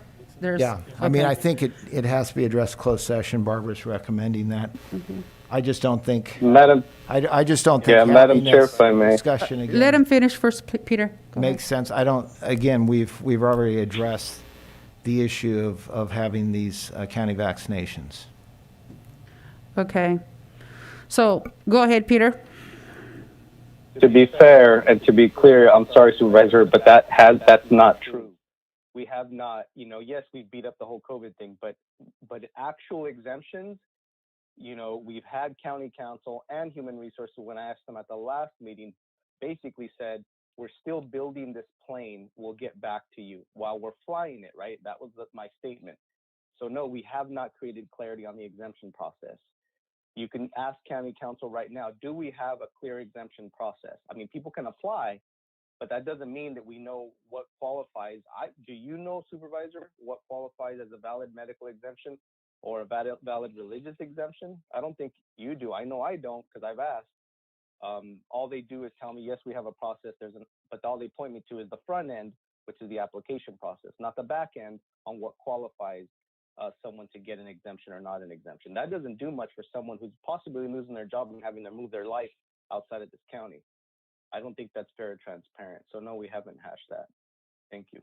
Mickey has a question, and I'm going before he says. I just want to call a point of order. I think we're getting into a debate here. That's where I was going to. Is that right now these are just items that we want to discuss at another time. We're not supposed to go into the discussion, and we've had plenty of discussion on that. So. Does staff understand where we need to go with the clarification from Supervisor Hernandez? Well, we still haven't got somebody to support that. My understanding is you're going to have 2 board members support it to bring it back. And I told him earlier that I would support him, so I'm going to support him, but I want clarification.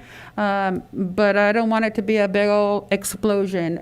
We've covered a lot of the material, so I want clarification of what those exemptions are, if we have that. Do we have that? We'll work on that. Okay, all right. We'll work on that I'm just trying to clarity. Any other item on the agenda from any supervisor that would like to have it? I just wanted to check. I'm right in that it's our next meeting, we're going to be revisiting cannabis. Is that correct? The cannabis ordinance? Yes. I believe so. That's October 26th. Okay. And then I think it's a meeting in November. We're going to be looking at the library. Yes, I believe that is correct. Okay. And also, I think I mentioned earlier, the bonding capacity is going to be the first meeting in November. Okay. That's All right. one that Thank you. Supervisor Kozmicki. Madam Chair, Yes, Supervisor Hernandez. sorry, one final, is charter counties, I know we've brought that up and asked for it, and we haven't heard anything about it. So, Madam Chair, if I may. Yes, please. So we discussed coming back to your board when we got a new board member, and we were going to have somebody come in and go through kind of a one-on-one training again, probably be a light version compared to the one we had on the 9th, but we would include the charter element of that in that conversation. So as soon as we get another board member in here, we're going to go through that. Okay, and then I would just urge the supervisors, in our CSAC handbook that shows all the supervisors, it has listed which counties are charter counties and which counties are not. And so I would urge you to reach out to at least one other supervisor. I connected up with Otto Lee over the weekend, and he and I are going to talk further about Santa Clara County being a charter county and the pros and cons and so forth. So I would just urge you, so that way it's not just coming from staff, you have firsthand experience from another supervisor who is in a charter county and what the pros and cons are, because that's a big decision, should we go that direction, okay? It's a huge decision, yeah. Okay, so, any other items? Madam Chair. I think this one's probably more for when the new board member comes on, but we've talked in the past about re-amending the affordable housing ordinance, especially in light of the conversation today. All three of us got up when they approved it in December and urged them not to approve it. We have a new board coming on, and we're going on a year later already, and I know they're implementing portions of that ordinance that some of us may not agree with. So I'm hoping that we can get the affordable housing process of re-amending the affordable housing ordinance on the table. I would suggest when the new supervisor is appointed. I'll support that. Okay. All right. So then if there aren't any other suggestions or ideas, I'll take a motion to adjourn. Was the vacancy rate cleared with 2 people? Okay. I'll make that motion. Second. Okay, all in favor? Aye. Aye. 4-0. All right, have a great day, everybody. Thank you. 2:20. That's Okay. Gift of time.